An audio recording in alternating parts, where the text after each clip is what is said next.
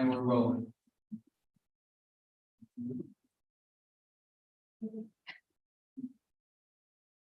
All set? Okay, great.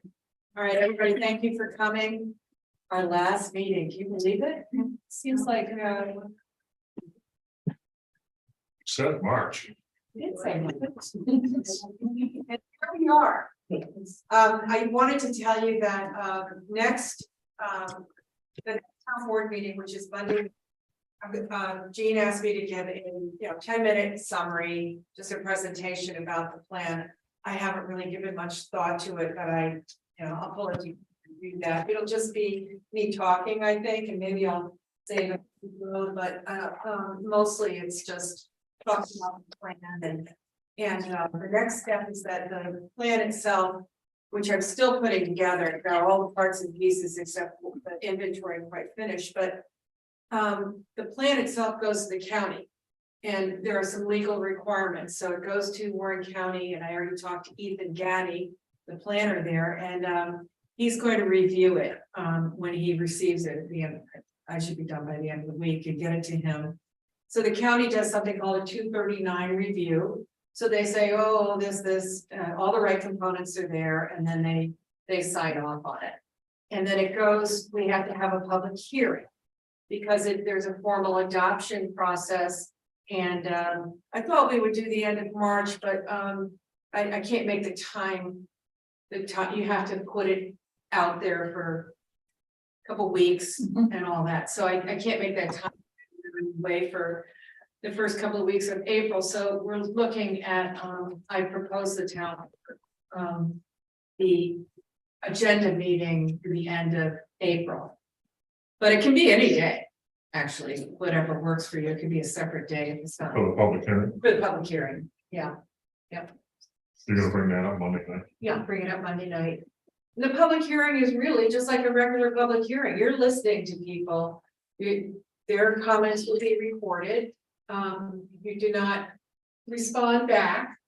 That's not typical, because you could get into a long thing, but after the public hearing is closed, then the town board looks at seeker, which I'm preparing with the town lawyer and preparing the seeker documents, which is really part one of the seeker. You normally do seeker at the town board, don't you?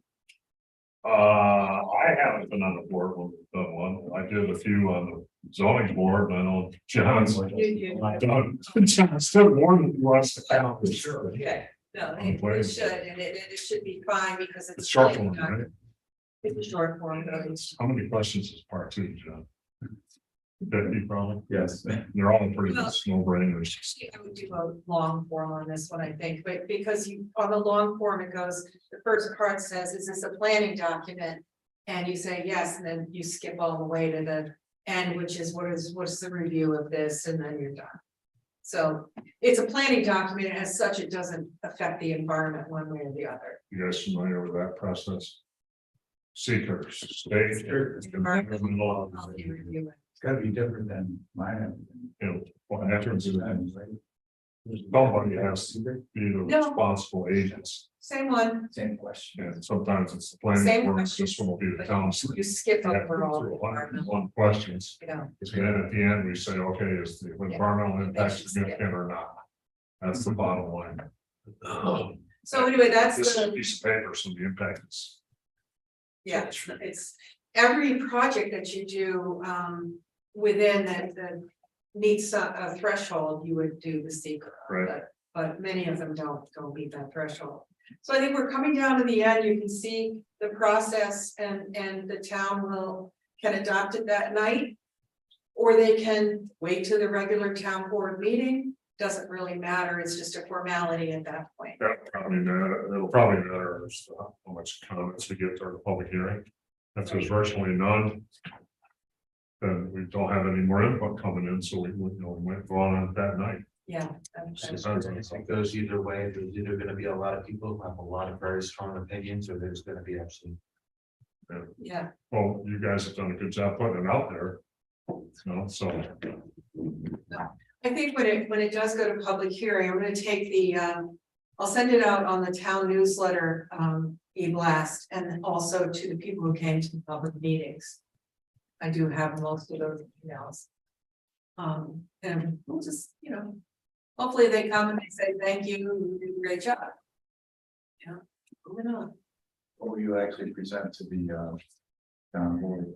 For the, gonna be what kind of paperwork? This, Yeah, maybe it may be similar to a blend of the one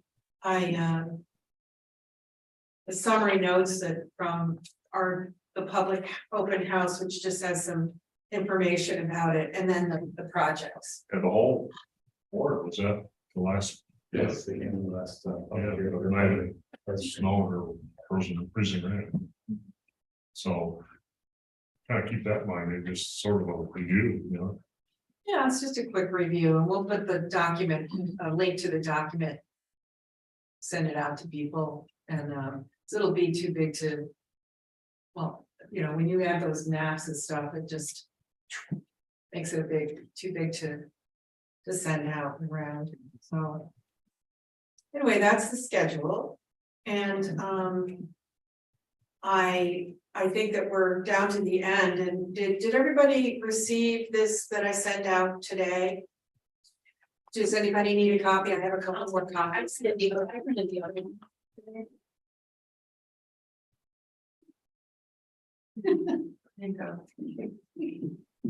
do you need one? No, I'm good. You good? Okay.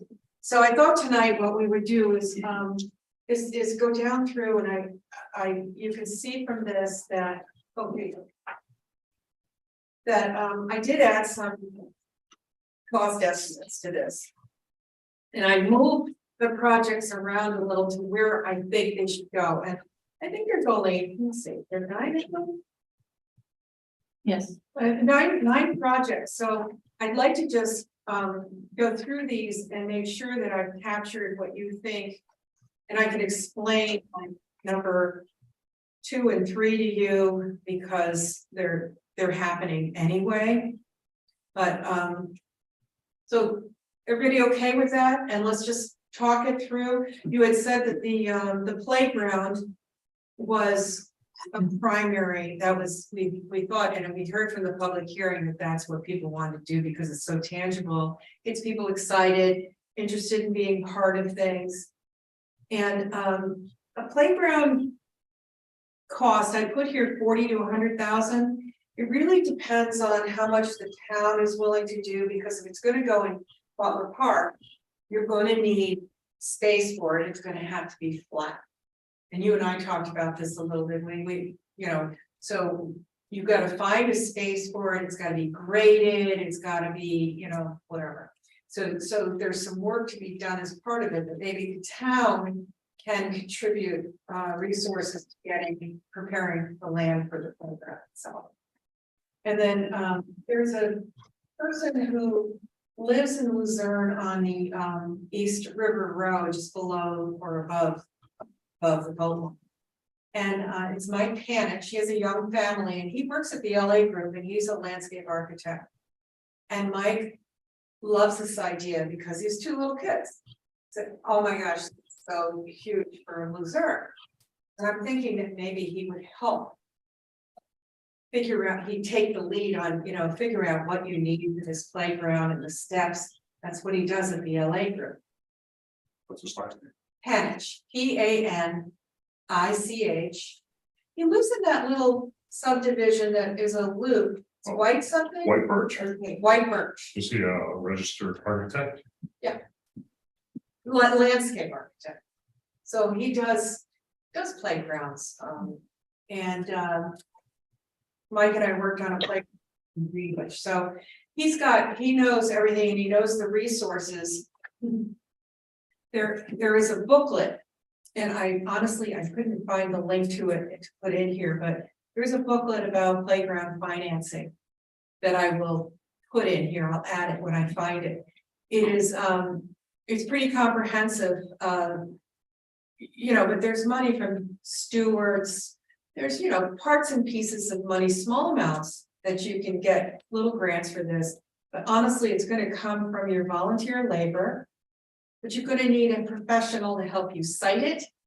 and to help you design it, whether it comes, like you can, there's just like garden sheds, you can buy it and have Garden Time deliver it, or you can buy the parts and pieces and build it yourself. All kinds of ways of doing it, so you need a professional to help you work that through. And I know we talked about more planning, but every project requires deeper planning than what we were able to do at this level. So I think you're gonna have to hire a professional to do that for you, but Mike can get you started with that process as a president. Right? Ask him to pro bono, because he's such a nice person, you will love to work with him, and if you choose to do that. But that would be a great volunteer first step, to have somebody come in and tell you the steps that you need to do and how to go about it. Do you guys think we get much trouble getting local volunteer help? Did you say that you have an national grid? I was like, yeah, like, I was thinking, I'm trying like ways to fundraise, I guess, but we rarely for more like than 10,000. like the side of bricks, You can get it from all over. whatever, on the wall, help donate. Stewards. Is trying to come up with some sort of idea that community members could buy a, I don't know what. Who takes the lead? Oh, it's Anybody? Let's go, let's talk one at a time so we should hear. What did they do with them? Like the ground? Yeah, they are sign that goes into. it. Yeah. I forgot that was 30 years ago, it was a big deal. They sold a ton of them. I was Fast. I was just telling them, I was thinking prior to this, of like, just a way of trying to maybe raise some money towards a playground, and like my thought of was, like the bricks at the hospital or something that people buy and you have your names put on, was like trying to figure something out along those lines of, for a playground, to have community members buy a brick, or he said the playground and Yeah. Clifton Park did something along Absolutely. that line. It's when you're, whether you're talking, a lot of what we were talking about is foundation funds, which is the equivalent of corporate giving. So, one of the best ways of giving, making it attractive to those foundations and those corporate donors is to provide recognition. So having a piece of it is definitely a great strategy. And you could also ask the town board for for some funds, and hey, you never know. Think that might be a little bit of a stretch, but I would think that the occupancy tax Mhm. could cover some of this. Mhm. I think that can be justified. So there are ways of doing it, but it really requires a small group of people coming together to make this happen. And I would urge you to do that right away, because I mean, it takes some time to pull it off. And Pam, you were gonna say something, I'm sorry. Exactly that. How does it get started? We can fundraise all you want. But where's the get started point? Because it's not our land. It's the town property. So you've got to get the okay, right? And the lawyer's got to say, okay, that we can move ahead with talking, inviting Mike into the project. But it starts with a committee that wants to do it, right? Getting themselves together, open up a checkbook with $100 in it with playground name on it. And go to the town board for permission in writing, correct? That Yeah, it's okay to move forward with a survey of whatever the landscape artist would present, come back to them, then get approval again for design and location, right? Yeah. Before any action, that's right? Absolutely. exactly what I would envision. Town board will need a little bit of a picture in their minds at least to, Well, like anything in the beginning. Something thing's gotta show a little picture, Yes. right, to get going. So it has to meet all those kinds of, and I think that the town board would give kind of a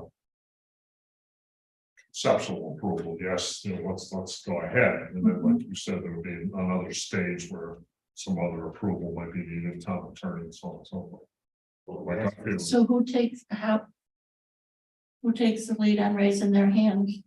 She's looking at you. So I mean, how does that get started? Do you publicly? We talked a lot. Not a lot, but some, or maybe it was true, about implementation committee. Yes. Yes. And how does that get implemented? Is Well, it something? Somebody stands up at a town board meeting and presents the request, we would like to form an implementation committee, and here are 10 names that have agreed to be on it. So if we want to move it to make this number one happen, right? These things gotta get into place. Yeah, I think you need a leader who will step up at the town board meeting and say, we need to, as I put here in chapter 6, the implementation strategy. Identify a small group of people who are willing and interested in being on the implementation committee. And that can be your start, and that's your first project. Right. So maybe only a couple of people on the implementation committee want to move it forward. And you know, typically, if this is something that people really want to do, it kind of flourishes. Just step And, in. you know, and you use the town newsletter as it's very powerful vehicle to get people interested, and I think there are 2,000 names on it, something like that. It's pretty good. I agree with Pam 100% though. Like I said a long time ago, I'm afraid we're gonna finish this document, it's gonna be put on a shelf. There really, 12 years from now, we'll be dusting it off. there has to be a real backup Yeah, to that piece of paper, broken down to what can happen. And we're just talking about number one now. Was there one particular person that was really excited about this, that would step up to take the lead? That passionate person has to be there, and the story really laid out well for the town board to get a grip on its reality. We got some real people or corporations. Stuart, do you want to take the lead and help us? And Maggie's gonna be the spokesperson for something's gotta be real or to move Well, on. yes, but you're gonna need, that's the reason why I asked about whether you want contact or me to contact Mike, is because Mike knows, he will lay out the steps that we need to go through. You really need that, and then it's costs, right? That's what he does for a living, and he can cost out, because you can have a playground that's just a few pieces of equipment that's a lot less than, I put 50,000, but that kind of included in the grounds and hiring somebody to design it, et cetera. But, you know, it could be less than that, certainly, or it could be a lot more than that. You know, But the follow through team's gotta be important. You almost need a team to implement, like, okay, bullet 1, playgrounds, bullet 2, sidewalks, bullet 3, and then Well, work on it. right, but throughout we're talking your about- years, right? right, And but we're just on playground. Right. Who's that person? out of these 9 things. There are 2 that I think already have. Somebody devoted to pushing them along. Okay, I've been I working, was just on playground. Who's that? that's one of the ones. He's gonna be wonderful. Do you know what I mean? But his job of giving to us, well, I'll say it's short-lived unless he throws himself into the hands-on part too. Do you know what I mean? His professional I'm sure career he would. will give us that stunning picture. But then, you know, there's gotta be. Yeah. And you, town board member, you can sit there and be for it, but somebody out here has gotta have a grip on it. Yeah, I think there's a misconception. And I think this is kind of terrible, to be honest with you. The town board members run projects. They don't. If a town board member has a good idea, brings it out, unless he follows it up and runs it, that's where it'll die. Now, Well, I'm happy to, at this next meeting. Next week, I'm happy to be that person that says, implementation is the most important part to this whole thing. And I can expound upon that and say, tonight, you really need to, Let us feel like you're, yeah, well, this committee, advisory committee, what? Maybe that should be number 10, set up the implementation committee. I was just gonna. They steal your thunder. No, I'm just thinking that, I mean, but like you I say, agree with Cam, I mean, this goes in front of the board, I mean, who, Who backs it? Who backs it? you know, does the town put something out and be like, we need a committee to, you know, Well, would stand it be an behind it, extension or- of this committee and anybody who wants to be a part of it? And, you know, you. I have no stay on. problem like staying on and seeing things through, I mean, I don't know anything about grants or anything Right. like that, so I don't, you know, I don't know how much of a help I would be. fundraising. I know, you know, trying to, Tacos to go, you know what to do. With that either. Mary Right. Ellen said- Yeah, I think that's what you do. Right, That's Mary what you Ellen know and how to I do. could get it, but I don't know where to start. I would not know where to start. That's And I'm fine. already trying to work on it. So did you throw your arm up just now to say you would be that person? We're just talking about number one now. Oh, to set up the committee or get it going and sort of organize, you know. Yeah, what happens after this whole thing gets blessed? You know what I mean? If we Well, take the it 1 easiest through to 9, have at least resistance is to keep the town advisory committee going and to assign them the task of carrying out, implementing the town plan. okay, And then it's up to the committee as to what they want to pick. Just because we organize it by priority doesn't mean that it's gonna go like that. You can, whatever is working at the time, or maybe there's funding for something, you'll pull that up. But I would do one thing at a time, which is the playground, because that will be your impetus to do other things. If you can do it successfully, that's wonderful. so the answer is to keep this committee going. Yeah. And maybe after everything's in its place legally, it's been accepted, this, that, and the other thing. Then the first question would be, who would like to spearhead the effort to have a playground? If it comes from the town board, there might be people out there that would be like, wow, I have such a passion for this. They might come forward. Mhm. I mean, But the answer was, we have to keep going. I envision something a little different. I don't know if yours is right or mine's. We get everything blessed, the town passes this, and the county passes it, goes by secret and all that stuff. Then we go to the committee. What do we call it? TAC, TAC, Town Advisory. We go to this committee. Yeah. And we see if we can get 3 or 4 people to stay on and be the implementation committee for the next couple of years. Their first project would be the playground. And for them to get the first project off the ground, they might have to say, okay, we need a leader for the playground. Well, I'm that's- looking away in the playgrounds. I know I do, right? It's the same, So thing, if I it's the was- same thing. But are you saying the board needs to ask us to stay on? As a committee? I think, I don't know the answer to that, but practically speaking, I think that would be a good way to handle Who- It's town committee has something. Us to begin it. with. Yes. So I'm guessing it, we would probably have to be approved by the board again to stay on. I didn't hear that part. No, I was just saying, I mean, the board approved the members of this committee, right? Yes. So I was wondering, would they have to approve us again if we were to stay on as a committee? It should Would be this asked, all it should be in writing. They approved us just to do this. Just to do that, yeah, I mean, I don't, they wouldn't let just Joe Schmo, right? What, you know what I mean? They could if we dissolve. They could if we dissolved. Someone, the board could ask someone to pick up the pieces, but that's the right thing, then it's in writing. It's all legal, the committee's still going, and part of the committee is, okay, who's gonna be the implementation? Yeah. And run with number 1, and you just started number 2 and 3, sort of are moving by themselves.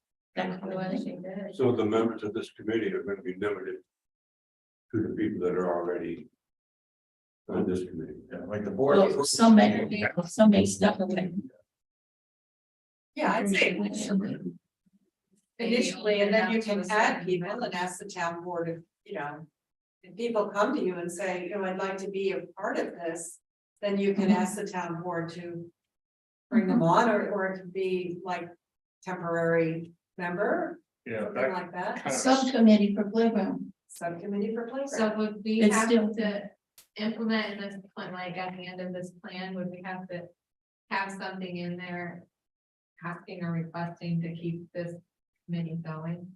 I'll do that. I'll You- make sure that happens. Yeah, it would be put on the agenda Yeah. after everything's in its place. And I'm Agenda speaking meeting. for everybody else, if that's what they want to do. I'm just- Here's my idea,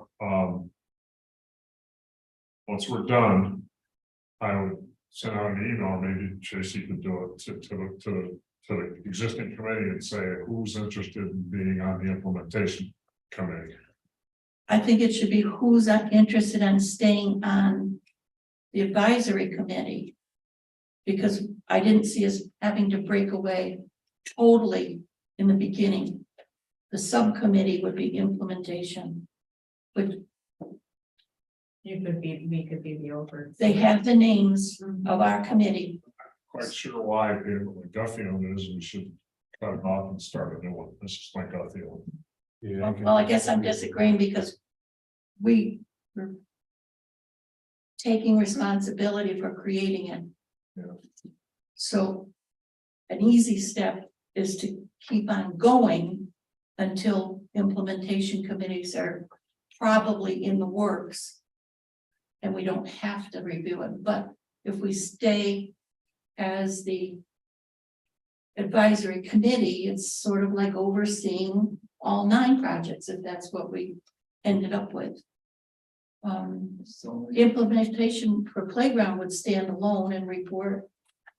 You And know, that's what we do with, I mean, yeah, some of the things that I take care of at school, you know, like I oversee something, then we have people underneath that, Right. that, right, you know, but you can't be everywhere at once. They're, you know, doing everything that they work on things and then Right. come back and, you know, have a meeting and this is where we're at, what do we need to do? well, I started the thinking of implementation to wanting to know how it becomes real. So we've gotten that, we know that we need to go, once all of this is in its real place and everything's blessed, good and solid, then the question is, how do we keep going? How do we find an implementation committee? Right, and that's how we would Yeah. get started. One thing I'd probably do is bounce it off the town attorney, just to see if that matters. What matters? Whether we start a new committee or whether we just keep on going with this one. But Oh, that's just an email. The only thing about the committee we're on. All those people, I don't know if we still participate or not. Is that? that should be asked. There's some people- We should be renewing our. If we want it to be, yeah. Yeah. Every single one of them. Based on things that you find along the way. Do you still have that application that we filled out at the very beginning? Before this group started, the original group, Yeah, I think I do. so it's almost as if that would have a renew, it would be put back to. I don't have it, but Okay, but the application we originally filled out, did you ever see them? Okay, we originally filled it out and now it would say renewed, it's like everything else. Yeah. So you'd mail it to everybody who was on the list. And they either say yes or no. Actually, a year before we actually started. It wasn't. And it's loud. in I writing. remember it. I didn't hear anything, and then I had heard word at school that my name was brought up at the board, and I was Yeah. like, why was my name brought up? He wasn't wrong though, for us. everybody and say that you're Yeah, still on. I think everybody's said yes. Maybe there was one. Everybody said yes, but I have a list. Mhm. The application's before my time, but I think I have it. Right, because that everybody's names on it, I think there's a couple people that haven't been here at all. right, so that. I guess I'm on the side of it being official, it's in front of the town board and it's on record. That this is the committee, there's their names. And move on whichever way we want. to move on. For a playground, there's gonna be certain people that on this list that do want to come. Remember the young man who has a young family? What business did he have? Like the aviation hall. Yes, I can't think yes. of his name, but. And he was so excited about the playground. Yeah, And, Jason. you could get, Jason, yeah, you could get, perhaps he would be interested in that. Yes. Yeah. Oh, I see. I just maybe. I wouldn't say we're good at He doesn't come to us. playground or mall. Right, I forgot about that. So that's Jason, Tyler, That was a right, playground. right.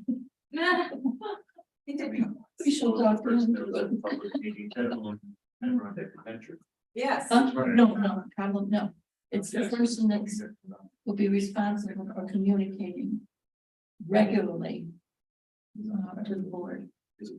okay, so I will speak to the town board about it next week.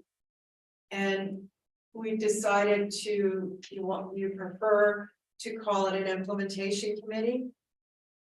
And, That's my opinion, but Pam has a good point too. I'm saying subcommittee, that's all I'm saying. it's So only, we're still coming. the group is just called the Town Advisory Committee. And It was just tasked with the comprehensive Right. plan. So now a new task you would give them is to implement the comprehensive plan. Whatever you pick on here, you pick, that's up to you. So if it's the playground, then you can invite people in as a subcommittee, whether they're on the group or they agree to stay on or not. You know, I think our discussion could work from any one of the 9 that we're talking about, is how it gets, how do we move into the implementation kind of thing, so it's good to say that. I agree with the same thing, because I was saying Wayne might be more interested in the sidewalks and he has the thing, so he might, kind of spearhead the sidewalks. Mhm. Yeah, just break down once we get blessed and move ahead. Right. I think the resolution that set up the town advisory committee said for the purpose of revising the master plan. so you could just say for the purpose, to continue for the purpose of implementing.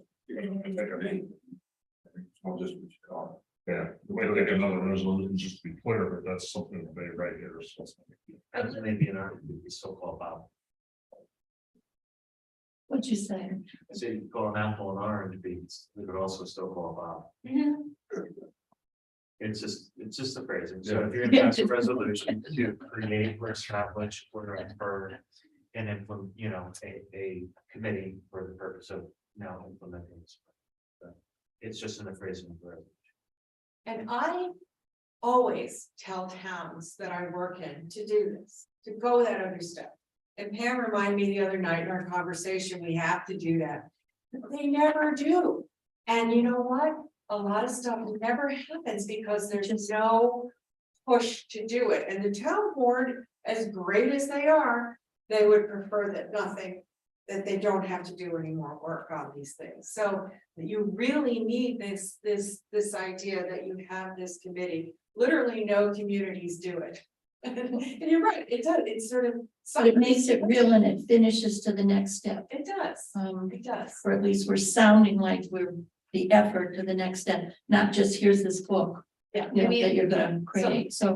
My experience, I've had good reaction from the community over people that have heard what we've done so far.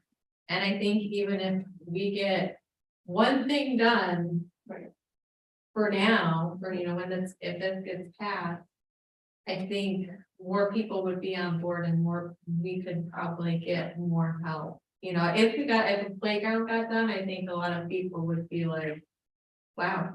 And the playground's visual. And put Whether they're fire paying under attention or some not. people's butt. It's visual, yeah. I agree 100%, but from a little different angle. If you look at this list, I can with a little bit of confidence say number 2 and number 3 are already being done. That's reactionary. Town board is reacting to a problem, our water system, the pipes are falling. Right, right. Okay, our lake is full of milfoil. We're reacting to that. Whereas the other things are proactive, it's thinking ahead. But we need those things in there so that we're gonna continually be doing grants, they have to be supported by the plan. That's why they're in. I agree with your point, that if we can start doing some of the proactive things, Yeah. all of a sudden, community spirit Yeah. takes over. And it's easier to get volunteers, get more people volunteering for planning board, zoning board, TA, et cetera, et cetera, et cetera. Instead of, well, we gotta form a committee to replace the pipes. And the thing to keep in mind with this, to Pam's concern, is that. You're right, it's not the job of the town board to be project managers, it is to, establish the process of what's going to happen and to govern. The job of the committee is not necessarily to be the project manager either. And I mean, if we get down to number 3 and apply for an EFC grant for $50,000. I mean, the committee's gonna do that, no. You need a clerk of the work, someone. So you are gonna help us? Oh, yeah, I got it. So would we reach out and like that type of situation, would we reach out to you and ask? Well, let's first finish this discussion, then we'll go to that. I guess my Let's- point is that it's not necessarily always gonna be the case that you're gonna need somebody. You yourself are gonna be the project managers in many of these instances. It is going to be somebody that you need to hire, retain, it's part of that process or If something. that's the case, like, I mean, so if we reach out to Tracy every time to write, to seek a grant Yeah. or, it's just saying in a case scenario. With some. That would depend on the project, but the first place would be the town board. Yeah. You might not know this, but kind of unofficially or officially, retained, you have Tracy to write grants. for us. Okay. She does this On fine. an as needed basis, so So that. I'm ready to continue that task. Okay. But I think that number 1, I agree with you, Mary Alice, let's take implementation to be our first project. I love that. And I'll write it out as we've discussed here, so that there are steps there, and we'll make implementation number 1. And then the playground would be number 2. And so on and so forth. I think that's perfect because that's what was missing from 2010. Right. 2010 didn't have an implementation program. And that's why we're here 3 years late. Well, Whatever I it is. think it did have a chart or something, as I recall, but it's not enough to get a Wasn't community to active. do anything. Right. There's no action there. Yeah. Or So maybe monitoring you can find that. and monitoring. Yeah. Yeah. Well. Anyways, we're good. We're one step ahead of that. So this number 2 on here about this herbicide treatment for Lake Luzerne, this is in here because it's in the process. Did he apply for it yet? Did Glenn? You I applied to MCON, he's gonna apply Thursday to APA. Thursday to APA. So this is happening, but it needs to be in here in case something gets declined this year or whatever, or it gets pulled back. I don't know, but basically, it's really to give support to this application and to the people on Lake Luzerne. And the cost is approximately, The quote was 37 something. so we'll just, yeah. Can I? Is this the new application? Well, it's really 40 because you have to pay him to write the grant. Yeah, that's true. So I would just say 40. What'd you say? Is this a new herbicide that's being used? So Yes. it needs a little bit more concentration than what we've been doing in the past. Yes, it's Okay. it's a Yeah, yes and no.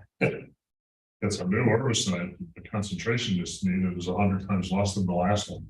Okay, but it's a new liquid or something that's being, okay, so we're yeah, paying it's a attention to. They started getting approvals, they start working on approvals for it in 2010. Not our rate, but in general with the EPA. EPA certified it in 2017. New York State certified it in 2019. They've done about 30 lakes in New York State, they've done like 50 in New Hampshire and 300 or 400 more around the country. Within the next couple of days, in fact, I'll send it to all you guys if you want. We put together a frequently asked question sheet. And I have several people basically write it for me, some of them on the Lake Association, some of them environmental people, and so on and so forth. And it's an objective, it's not a sales pitch about this product. That'll be going out hopefully by the weekend to all the property owners on the lake and all the property owners down the creek. We have to do that by law. I don't know if you're following the Lake George situation in the papers. Lake George applied last year, that you're glad you're not on that commission. Lake George Park Commission, which is a state agency, applied to use Priscilla 3-acre spots in Lake George. Total 6 acres, and that lake is over 1,000 acres. Something like that. That's huge. And the Lake George Association filed an injunction last June to stop it. The judge ruled on that injunction finally a couple of weeks ago. And the basis of his ruling was the Adirondack Park Agency should have had a hearing before they approved the application. Both NCON and APA approved the application of that in those 2 spots in Lake George almost a year ago. The injunction was filed. The basis of the injunction was Adirondack Park Agency should have had a hearing. The judge agreed. That ruling appears to be specific to Lake George. What we don't know right now is that ruling gonna motivate the APA to have a hearing on every one. Oh, I'm sure. Yeah, so our application will go into the APA on Thursday. My guess is probably within a week or so, we'll know if we're gonna have to, EPA is gonna have to have a hearing or not. Like a public hearing or? Yeah, Well, it's an adjudicatory Yeah, hearing. what is that? There's a judge, there's somebody taking notes or taping, and that you can put up witnesses or like, Glenn might be a witness to say, how good this is and why it will work. And then another group can rebut that. So it elevates the conversation as opposed to a public hearing where you get who you get and they say what they say, but you might not be hearing the whole story, Yeah. right, in a public Mhm. hearing. This is different, and it invites both sides to speak. And you have very strong environmental groups in the Adirondacks, as you know, who are strongly feel that there shouldn't be any herbicides used. But Lake George is a drinking water source. It's a AAA special, AA special drinking water, which slightly changes things, but not. So this action that's happening there, is it bouncing down to We don't know our yet. present? It's just, we don't know yet. that ruling, It could bounce right back down. that ruling happened Friday. Yeah, Oh, yeah, okay. so it actually could be, that, out of caution, they might do that. But we're hoping that we can get it approved and do the application like probably the first week of June or so. It'll take less than a day to do the installation of the oversight, put stuff in the water. We're hoping to do that like the first week of June. Takes less than a day to do it. And the whole project in Lake Luzerne will probably be around 6 or 7 gallons of the herbicide will be used to give you a feel for the concentration. 3 days after the material is put in the water, it degrades just because of time and also degrades by sunlight. But typically 3 days after it's applied, you can't detect it in the water anymore. Even when it's there, it's still safe to drink, and so on and so forth. The only area that they aren't real sure about, and it's because of lack of testing, and the Lake George Association is pouncing on this one. They don't recommend watering livestock with that water until 10 days after the application is in. The only reason they say that is because they haven't tested that. When Minerva Lake was done 3 years ago, 2 years ago, they didn't find any milfoil. 3 years ago, they didn't find any milfoil. 2 years ago, they found 3 plants in the whole lake. And last year, we don't have any data yet. Manufacturer guarantees for 3 years. Now, I don't want cost to become a primary issue. If this will cost us $35,000 or $40,000, we're spending 50 grand a year to have guys pluck those weeds.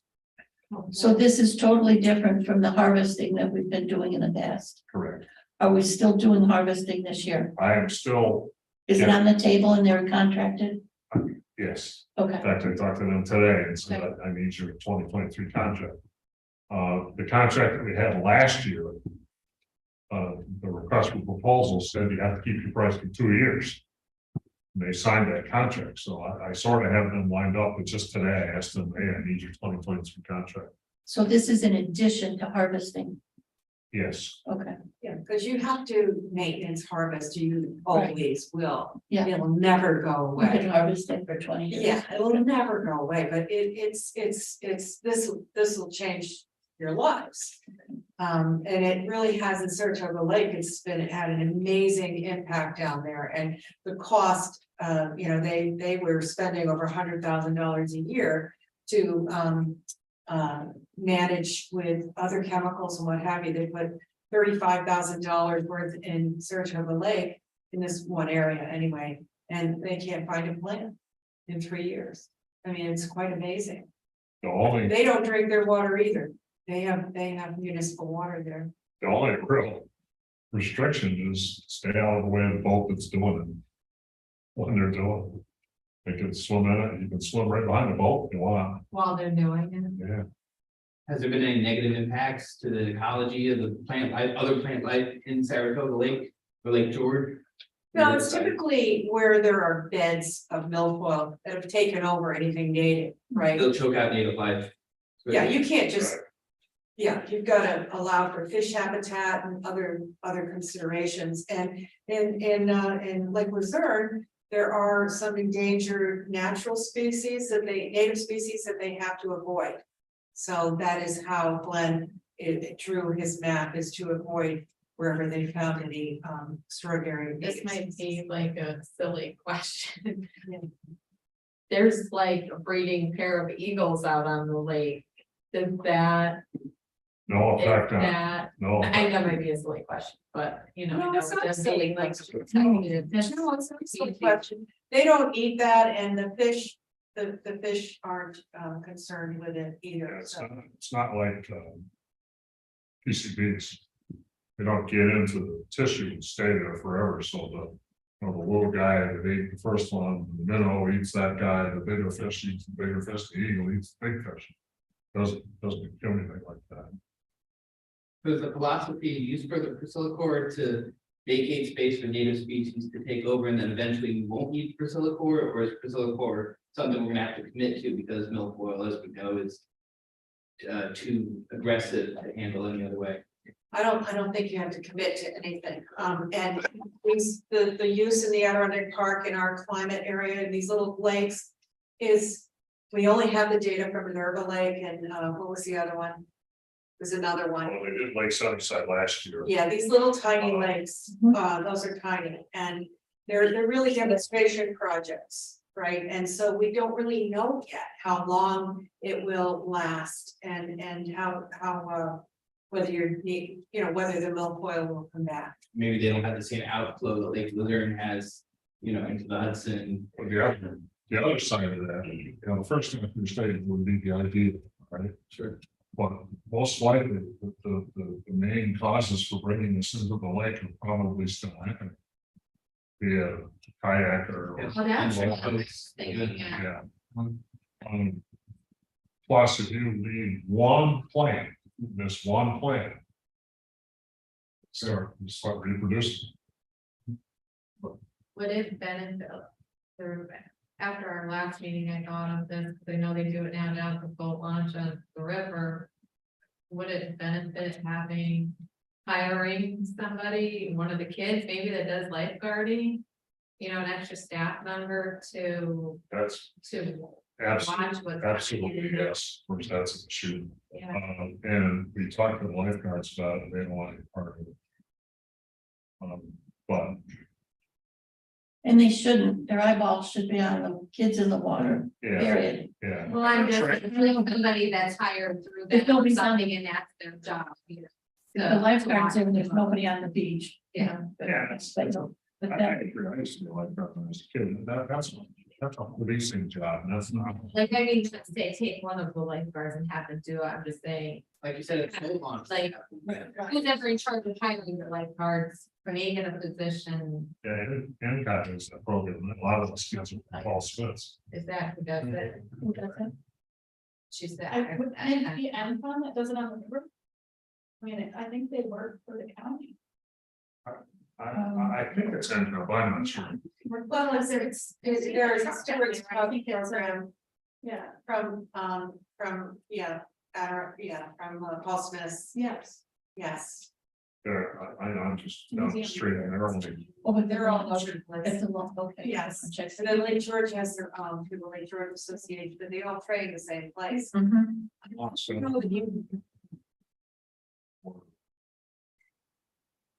that's a staff.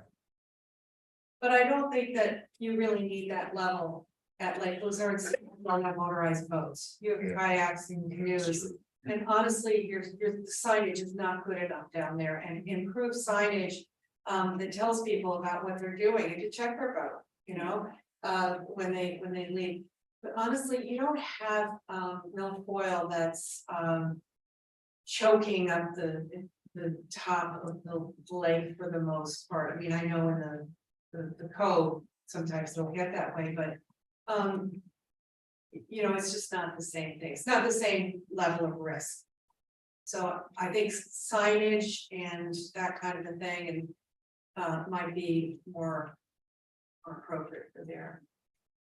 It's the motorboats. You're not gonna be able to do anything about the birds. Even those beautiful loons might be bringing in something, seeds. You know, who knows? All right, so that's number, that will become number 3. And number 4, you probably already know about the water system rehab project. I've been working with Jean and Jim on moving this forward. And because the engineering company Cedarwood has tried 2 or 3 times and has not been successful. Not seen, the town doesn't seem to be able to rank. Just, you know, they're just too low. They don't rank high enough to get these grants. In other words, there's so many poorer communities with worse problems that the money's going to. So we're looking at, I got them more recently to apply for grants through Senator Schumer, Gillibrand, and Stefanik have released their community project funding requests. So those have gone in and filled those out online. And, you know, we'll see what happens if they choose your project or not to move on to, that's the federal level. And those are, you know, it's like pork barrel spending. Right, they choose your project, you don't have to typically put in any match towards it. But there are limitations for sure. And there are other grant programs that we're looking at that can help fund this as best we can, and some of them we're matching, we're trying to find ways of getting this done. So I thought it was important to put in here, this is kind of a long-term project. The other thing, Tracy, is I think you pointed it out, is looking for possible low interest funds. In case we can't get any grants, we can't just keep hoping to get grants. Because the cost of this is getting bigger and bigger and bigger just by the passage of time and deterioration of the system. So Tracy and Gene have found a source of relatively low interest money. It's fairly fast money too, isn't it? Yeah, it's fast money, I mean, it's pretty good, we just What had is that? it's USDA, so it's federal money. Right now it's 3.5%. That's about 3.5%, but so we're, you know, this is how we are actively pursuing these things for the town, so because that will make people's lives a lot better and people up on the heights a lot happier.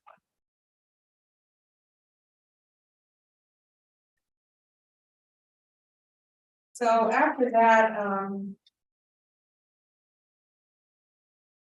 I put in here, the next thing was prepare a detailed business and practice and retention plan. And I put 30,000 in here and approximately, you know, as a. That's a pretty good estimate, and though, you know, I'd say that on a sliding scale, depending on the capacity and the desire for involvement of the local chamber of commerce. You know, this, a lot of the stuff that has to do with business attractive retention is analyzing what your chamber of commerce and what your local community is doing to engage local businesses and identify vacant properties and potential uses. Yeah, it won't take very long. Cause it's, Okay, it's done. it's like zero. Yeah, Oh, Right, so if you aren't doing anything, then, you know, what could you be doing? What resources are there available? Are you familiar with the funding sources, you know, the funding in business assistance through the SBA? I mean, easier on the other side to your Stefanik, but Paul Tonko actually puts out a really great newsletter every week that has all of local business resources, including SPAs, ESD, and funding resources, including loans for businesses and seed money. So, you know, what resources could that the Chamber of Commerce be providing? What information can the county be providing, say, just on a page on the website or on the Chamber's website that says, you know, this is what we have to offer. And then how are you bringing those businesses together and supporting them? Do you have local events that is going to encourage people to shop at local downtown shops? Do you have a, you know, Giving Tuesday event or something like that? So there are quite a lot of things that you could be doing. There's little business. The golf shop. We don't have an organization that is active in pursuing that at this time. So it's back to number one about implementing what We do, they don't really. we have a Chamber of Commerce. Ken Petties is the president. And it is not as vibrant as it once was when we had our downtown businesses. It's just not. And those that are the officers and maybe membership might be 25 businesses or whatever. The demise of a Chamber of Commerce, because I'm old now, I've seen a circle where it was all about when insurance. Once upon a time, every business belonged to the Chamber of Commerce and had to do, there was a blanket insurance. And they had insurance for their business and stuff. In the mid-80s, that raised its head, it went nuts. And the volunteer who worked in the chamber answering the telephone couldn't manage all the specific needs of businesses. So what the chambers used to be able to offer is no longer the small town chambers. You don't have that anymore. So the gals that are there now, they're gifted with the visitor occupancy tax money once a year. They put on the concerts in the park. And now they're reaching to concerts in the park with Food Truck World. So that's as much as the gals that are there, but they don't have economic development with a bunch of guys putting ads in trade magazines for, we need a restaurant, we need a this kind of advertising. We don't have that effort. So back to number one, the implementation of how can we move this along? That's what we want to do. So I think that's why Tracy here has an estimated cost for developing this plan. So that you do have the resources that are available. to hire a consultant. To hire a consultant that's gonna do economic studies, they're going to do, you know, they're basically going to work with the chamber and build up capacity and demonstrate the things that they could be doing, ways that they build membership, kind of creating a path forward Okay. for the business community. So, you know, as we typically do, you're identifying an organization that is tasked in the industry of doing the thing that we're doing, and then finding ways to invigorate and build them up to increase their capacity and therefore increase their capacity to better serve you. So that'd be a really good conversation with the president of the Chamber of Commerce, right? Yeah. Okay. And there again. Go back to the board, get the money to do this, implement it, and how does the small board that we're gonna go with implement the first project get involved with that? Were these dollars kind of grant funded, Okay, the 30,000 Yes, possibility? it's possible to get to obtain grant monies to do this.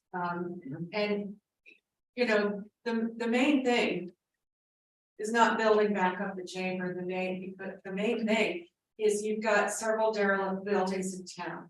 You have to figure out what to do with it. A professional consultant will help you do that. And will say, you know, as a project that you want to initiate. One of the things you can do is the town can purchase those properties, put out an RFP to get a developer to come there. And that, I don't want you to worry about septic and all that, probably won't be a restaurant because you can't do it, but it can be lots and lots of different. And, so a consultant will help you figure out what those are, what grant programs will help the town buy those. And then how you go about going to the next step and getting it redeveloped. Right. Complicated, right? I mean, some of the, you know, it's very complex steps to do it. You can't do it yourself. And you can't find a volunteer to do that. You just can't. You gotta have a professional come in, and that's why we put the cost in here for that purpose. That's the only way you're gonna be able to initiate and move forward with all of these different things. And, you know, Drew helped me outline these things, and the New York Main Street Technical Assistant Grant. Gotta access that. That's something I can help you with. And you're gonna do the best you can with this, but this is really hard to get your head around, even though it's I think it's one of the most important projects that you need to do. Yes. So I have a couple of questions like that. Does the town have an envision for downtown, for Main Street? Have they ever thought of what they would like to see those buildings turned into? I mean, do they have a problem with those buildings being the way they are? Don't take what I'm gonna say as covering all Yeah. aboard. All I can say is what I heard. I know Gene's talked a few times with the owners of this places. They're paying their taxes. And they don't want to sell. So other than that, I don't know why Gene talked to them, and he probably had an idea. Can the town, well, I guess code enforcer, could they not enforce that those buildings be brought up to code, or, you know? I don't Fit? think that there's any violations there, you know. There has to be a complaint or something from the outside. But Good it's not president. academic, Yeah. something like that. Yeah, well, and then my second question coming around is. We hire somebody to come in to redevelop that area, but then isn't the other issue the whole zoning problem down there? Like with the garage and the Luzerne market, like if you were to take, somebody was just, that they were to sell the garage and the business comes in there. How can you market that to somebody if half that property is considered residential and the other half is considered commercial, you know, and what loopholes is that person gonna have to go to, or, you know, to get that, Part of this, and it's in there, yeah, it's gonna kind of come up with us, so. yeah. Let me ask you a question. What do you think would happen publicly?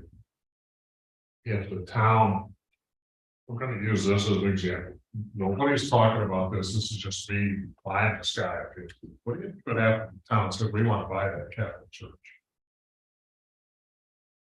We want to go out, get a consultant in here, and we want to find somebody to put something in there that the town would really like. I think that would be a Do pretty you think the good, town would get behind spending $300,000 or $400,000 when we don't have a clue what the hell we're doing? no, I think. So the primary recommendation here, as Tracy had mentioned, would be to apply for the New York Main Street Technical Assistance Grant. This is basically it's a visioning process. Typically, they're about $20,000 grants, price about $5,000 to match. For total, total project cost is about $5,000, but total state investment 20. And the job of the consultants is to basically assist in recreating a vision for that downtown area. And what it could be, what it might be, most of the time when you're dealing with Main Street, you're looking at, they don't do, Main Street project does not do new construction in particular, they do rehabilitation. So we'll be looking at rehabilitating or bringing things up to a standard of care. So that TA process is really about creating that vision of what your downtown area is going to look like.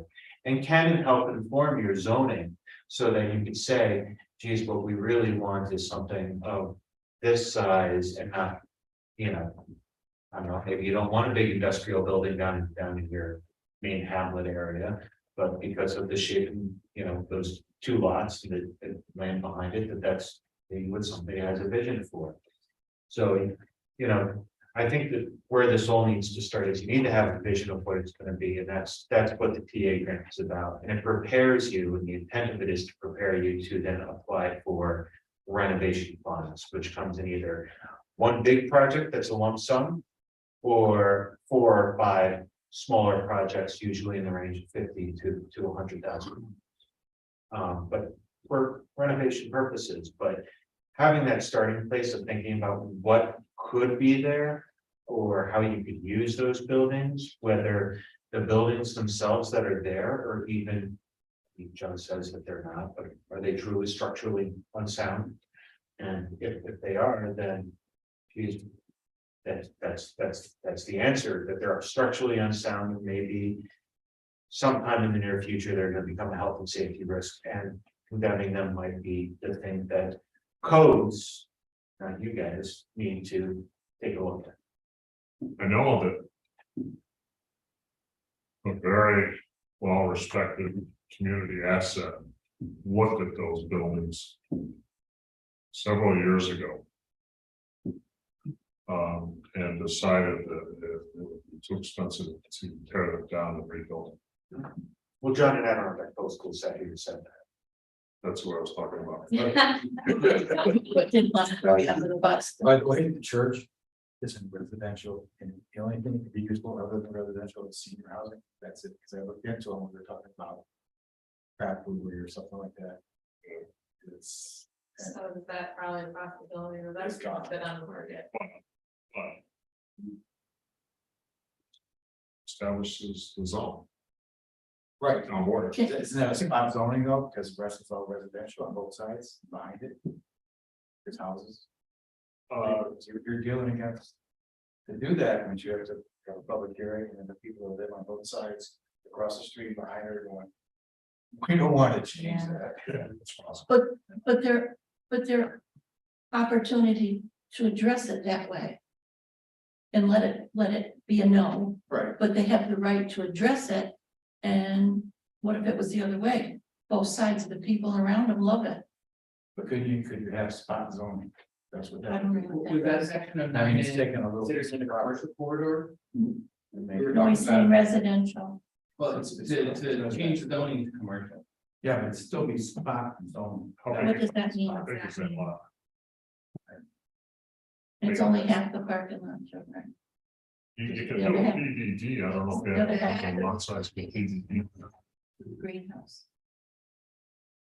And lots of times, small PDDs, the argument of spot zoning comes up, and it's definitely would have to be addressed. What is spot zoning? Just means that you You're change asking the to zoning change from something for one specific purpose. Right. But I think it's justified in these types of cases, as long as you go through the process, public hearing process, etc. When you have something as unusual as a church that's no longer being used as a church. But nonetheless, those people only saw people using it usually on Sunday, maybe 1 or 2 days a week, and now they're gonna see 7. So, Those types of hurdles. The church being a good example is exactly why nobody's doing it anymore. I mean, let's say you want to put a restaurant there right now. Are you gonna come in and take a year to deal with rezoning? I don't know. And then. it might- When I was in business, I didn't look for stuff that would take a year just to figure out if I could do it or not. I might go a year to see if I can start making money, but I wouldn't go a year to see if I can even do it. Well, zoning is a huge barrier here, but I think that through the application of Main Street funds, if you were to identify that that was a potential zoning use.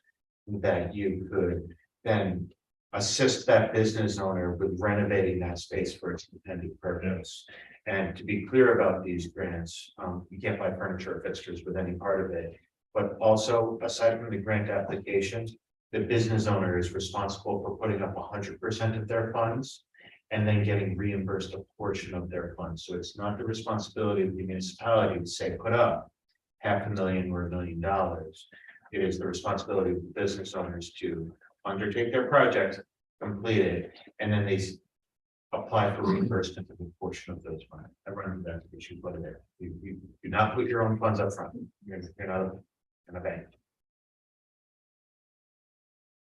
Just a thought, but if it was a restaurant, in the church would be unique, but there's also a reception hall in the back that at least 100 people could sit down. So if we were making a laundry list of our convention isn't the right word, meeting space or rentable space for large events, whether it's a wedding or something like that, that would be a sure asset for that particular use of that building. Because when we add up our spaces, we don't have a lot in town for meetings or special events or that kind of a thing. So Possibility of one coming. Yeah, I don't really want to talk about it, but it could be something big. But we'll see. Oh, Someone- like the meeting space. Yes. Okay, speak. I sharpen and Sharpen it. speak. Okay, but Think about it was just theater, an asset there that, think about theater, huh? think about theater, what that church could do. Yes. Stunning. You And- know, that's a perfect space. And the other person wants to start a theater. The guy who owns Pagan Pony. I met with him, You did? yeah. Wait, so What? this is what I'm confused about. It's not your Sean, It right? was- When Jeanette came on last time, I was like, What? Sean wants to make some movies or what was Theater. it? What it was? Her son owns. You mean physically go to the I'm movies? confused. No, You say- no, it's, now maybe Oh. because it's on there. Ruggiero? What is he, what is his Pagan Pony? Shady front line would, right, just- It's Painted Pony Ranch, Yes. not Painted Pony Rodeo. When the McHughes split the property by the pond is. But it's not too bad. Oh, that's what me and Simon. It's Ruggiero is in the theater business. It just finished a movie of his own. Yes, that's it. And That's the guy, so that- he's into theater, that makes sense. And but when Jack split the property and Sean Graham bought, rodeo was at the top of the hill. Like Yeah. theater. That clears out. Two different.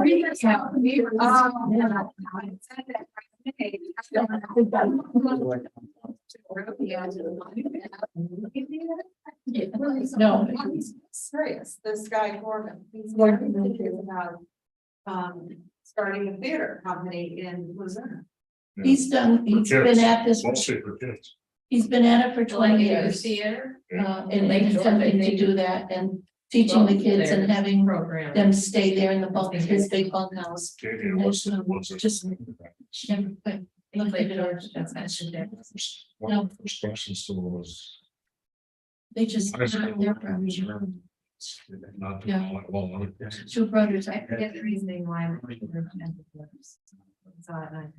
That was something else, yeah. They lost their leader in Lake George. Oh, is that what it was? I Yeah, remember he seeing just it ran its for course.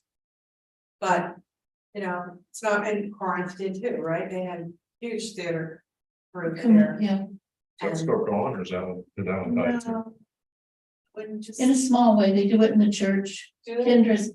Kinder Strikers, part of that, it's youth oriented for the summer, and then they put on a big play at the end of the year. Last thing, well, he comes out for a drama. Well, wasn't that a 15-year effort? Outdoor drama, which was, That's to the west at the, it ended there, it just fell right there, But in the overall scheme of because you needed a clear. young couples with young kids to come here, that's what they can do. That's Well, that's- near the playground. Yeah. So you- I'm coming in. so in our talks here, you can see how complicated. Changing downtown is. There are multiple layers of planning and thought process that go beyond what we can do. And that's why an effort like Drew and I are suggesting is to hire a consultant who does this to do the Main Street program. Is really the best first step. And then they can outline the specific things that you need to do, the process of doing what you need to do downtown. And, you know, there'll be some options, but you have a tiger by the tail and, with those two buildings, and I look at Corinth, you know, Molly's moved out and they knocked it down and there it sits. Nobody, I mean, there's like a jewel of a piece of property. I don't know how many cars come to that T and go this. It's and three, that way. it's 3 different owners. See? The property's owned by 3 different people, and they have not been able to come to terms with prices or anything. Well, that's too bad. So That's actually that's- 3 lots. Or it's a company that owns. It's not a company, separate peoples. So there you go. Things like that can hold you up for years and years. So you can mean well, you can think that you can do things, but you really can't unless you really go deep with a consultant who will help you think this through in all the steps. And there'll be some logic to it that you'll go, oh, okay, I get what we need to do here and what we can do. And it's the same as the playground. You need that big picture on paper for people to visualize what change could be. This could happen, and there's the picture, right? Even when somebody wants a septic, somebody's got to draw out on with a pencil, you know, where it's going to be from the little old house, and it could be stick. So this is just a stunning visual of the best that could happen. Well, I think one of the things that we had talked about is the idea of pairing the new Main Street TA grant along with a corridor study. So if you did the Route 9 and corridor study at the same time, then you could have a much more comprehensive approach to identifying walkability, streetscapes, and beautifying your downtown area and how walkable it is, and street signage. And then, you know, the transportation element of finding your way so that, you know, well, if you're coming up 9 and you could go that way towards, you know, the downtown area, and that there's many things in that direction. And, you know, so if you put those things together, then you have really addressed a very comprehensive approach to what your gateways look like, how you move around in your community, because 9 is really the main artery. And then how you find your way. And then the second part of that is then how you engage those businesses along the way. How people approach you through 9N and the first impression that they get as they come across the bridge, and, you know, I'm met by the laundromat and, you know, some things which are necessary to the operation of a community and great businesses to have, maybe not always the most great. Sure. This is Do you true. think that should come physically be done before, during, or after updating the zoning? Well, There's a chicken and the egg thing going on. yeah, and you only have so much time and effort and energy to put towards these things. You know, the zoning thing is gonna take probably a year to do, would you say?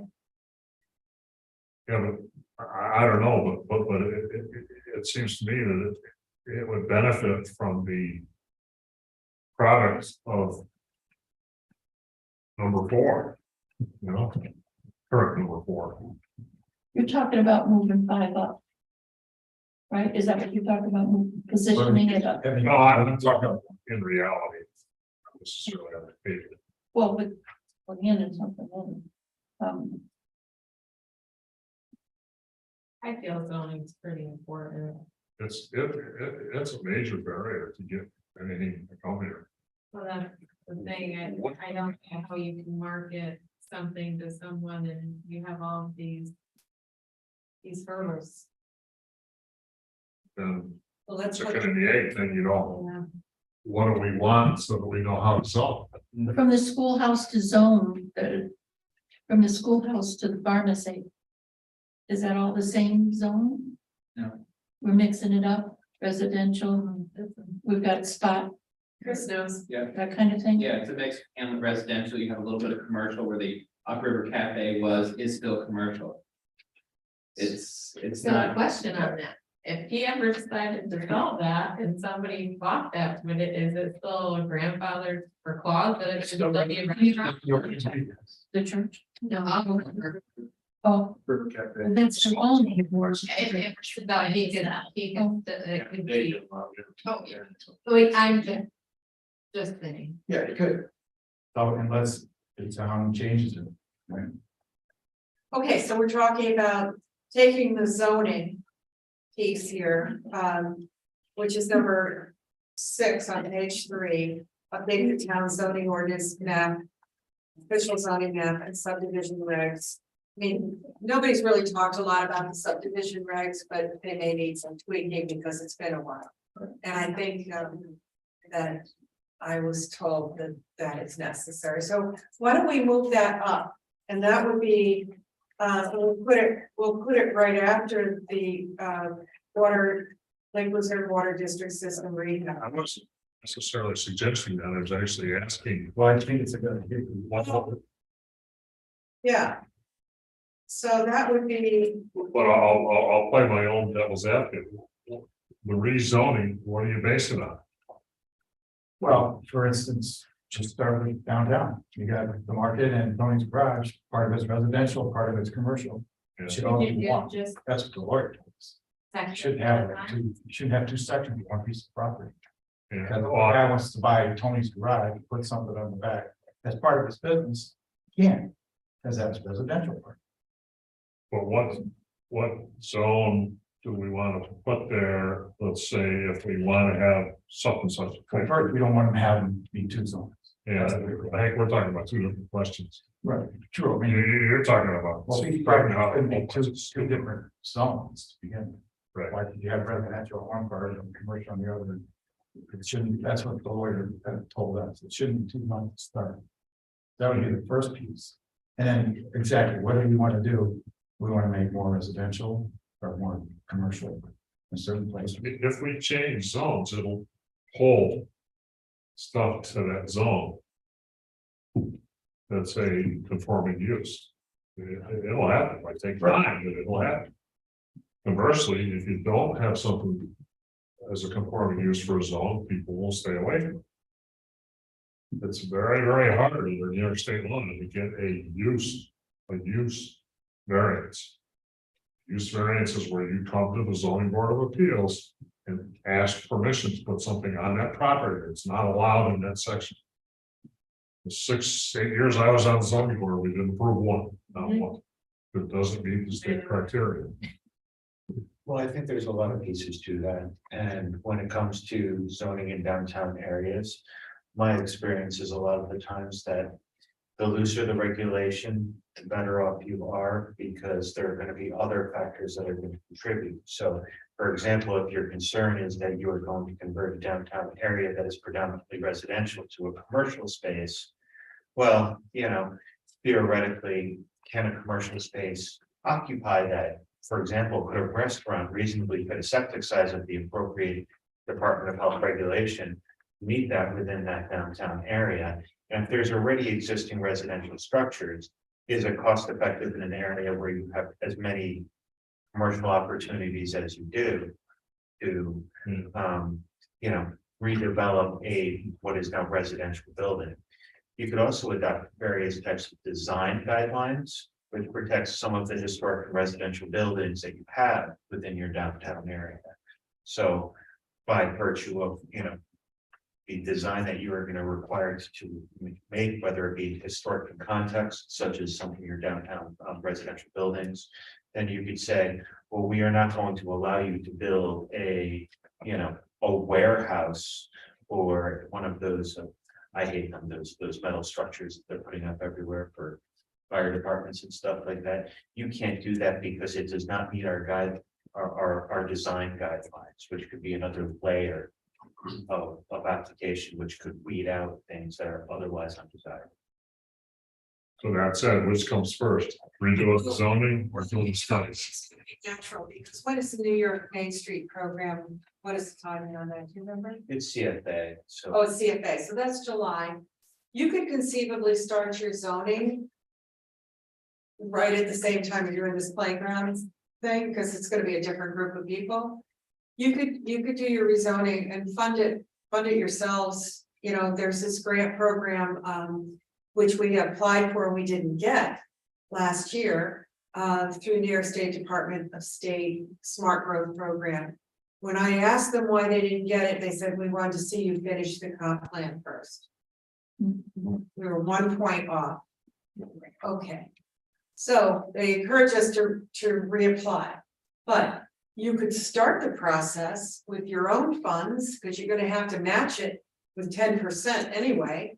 So you could start the process and then you know, make it short term, and then you apply for the Main Street program in July. You don't know until December, and nothing happens until the next May. So you're talking about a lot of time to get your zoning done, playground, rezoning, and then you're applying for these other things. You can do multiple things at once because they're not going to be super intensive. You're just going to be twiddling your thumbs, waiting to see whether you got this Main Street grant or not. Who takes? How does it happen? You know, I don't see you like hire somebody who, anything like that. 106. It says, accept the availability of project funding. I mean, who doesn't? As far as the zoning part. Well, you have to hire somebody, you'll have to have a committee, so I can write that in there, I didn't probably finish it. So assess, you know, sign, working committee, And you'd have to hire a consultant, and hire a consultant to help Just- you. mapping and all together. that stuff, John, you know? Right, well, that's why I was asking. Yes, you're right, I didn't specifically write that in. And then probably the planning zoning board get involved in the. Or give it a higher number. As far as. I don't have the answer. Well, this grant is a 90-10, that's why it's so popular. They got a ton of applications across the state, and they had like $1 million. So they only chose 10 projects. Well, North Creek got one in Warren County. Somebody else did, but anyway, it wasn't a ton of money. So I'm not sure you should totally rely on getting a grant. We could reapply because I already did it. I mean, it's not, you're gonna have to pay me to do it again. So I would apply for the money, but I would just go ahead and get the town board to approve some funding for it. You know, With that said, request funding to at least get the project going, you know, for zoning. But what is Hamlet residential? What, as far as limitations, and acre lot size? Right, Yeah. and it's basically residential, you can't have any businesses. Well, Small. so you can have some business. is that new? No, it's. I'm trying to think back. Your acreage needs enough acreage, so So like, from what I opened, they put it on a Hamlet residential. you could have half acre lots versus half acre lots versus an acre. So you could build on a smaller lot and have more. Well, the building was there already, so there was no building. But, you know, I'm listening to this, you know, the zoning planning board in the towns could change certain things. You go back to the church. I shouldn't open my big mouth, but I've been working on that for a couple of weeks. I want the church to donate it to the town like Luzerne. Like I Right said, now, when I it's off the market. When I asked Karen, she said that is a residential piece of property, unless we change the zoning. We can't put anything in there, whether it's residential house or senior housing that went to church. And that's what we run into the problem. So I went down there and I drove around, I go, there's houses behind it, there's houses next door to it. And, you know, we had great plans for it here until I went and checked out. I go, well. That's You're it. letting yourself that other thing. So, But I don't think in something like the church, you would have much static from anybody in this town. If you change it, what about I'm concerned about the neighbors that live around. I don't think you would The have. rest of it. When you tell them that you might have a youth center or a theater in there or something. That, you know, I agree, but somebody wanted to put a brewery in there. Well, that's a different, I'm not saying, but it's a certain, No, idea. I mean, you have a public hearing, I mean, certain things that people wouldn't get, and that's fine. That's exactly my point. Right. I think some people would be accepting to it and others would not, because there isn't many, there are not very many options here and, Yeah. you know, and then you have neighbors that. I mean, just putting in a cell tower, it's like. We got it through because we did everything correctly. But we had. You know, people complain about that, I public hearing, they went a couple of times. The church, I just don't think the locals wanna see it torn down. They wanna keep it as a church. Yes. They don't start it. It's too beautiful Yeah. inside. It means so much to people here that Well- I don't think people would wanna see it torn down. My wife and her family, they have a lot to do with building that, Mhm. Yeah, you know, it's. and it is beautiful, it's beautiful inside. Now you can't find enough priests to saying that, I mean, it's ridiculous. It's a dilemma, Yes. not just here, all over the place, all over the place. So anyway, I like the idea of, and please tell me if you want me to do this, moving up the zoning ordinance. Because that's something, again, you can do right away while you apply for funds for Main Street. And I will combine that with the corridor study. Put it right next to it and suggest that we pair it with something like that. And that really can be funded by the Adirondack Glens Falls Transportation Corporation. We just need to get it on their list. And they are very interested in funding it.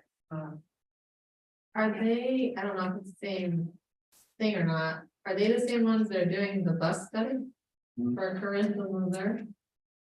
No, So, on Falls Transit is not, That's not fine with me. no, no, but I'm saying, are they the ones that are they're doing the survey, right? Or It's the two Adirondack Transit and another company from Albany trying to buy them out. Oh, yeah. But they're asking the county a lot of money.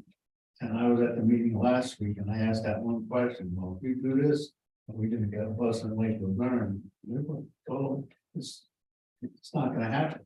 They want the county to invest $1.3 million each year to keep it going. Might happen down the road, but they're gonna go after it. They're not going, Stony Creek was there too, and Supervisor asked the same question. We didn't get any answers that we really wanted to hear. So, I don't know if it's gonna go through or not, personally. So how do you guys feel about moving that up? I mean, I'm on the planning board, so I'm all for it, but. that's the It makes study, sense. the corridor That's- study. No, the, the zoning. Oh, zoning. updating Oh, zoning yeah, yeah. ordinance. I affects think most everything. people, when they hear you're redoing the master plan, they think you're redoing the zoning map. That's exactly, Karen keeps asking me, what'd you do? Well, they're separate, but you know, they can be, yeah. And I started making that point way back. First than the other, Yeah. so, yeah, I'm in favor of that, I think that's a very, very good idea. All right, so. Let's see, what else do we have on here? We had developed a historic and cultural interpretive plan. And, you know, this is also part of economic development, and Pam knows this, she worked in the first wilderness heritage corridor for quite some time, and really, we talked about pulling together the story of like, it was all the little stories that into the story of Lake Luzerne, so that people who come in, you know, they come for the day, they want to know it all, and you don't necessarily get that from the existing signage or, you know, you'll see the school, but how does the school relate to this? And you don't really get it, and it can be told in a much better interpretive story. So that is a, something I think that with volunteers can be done with an interpretive consultant.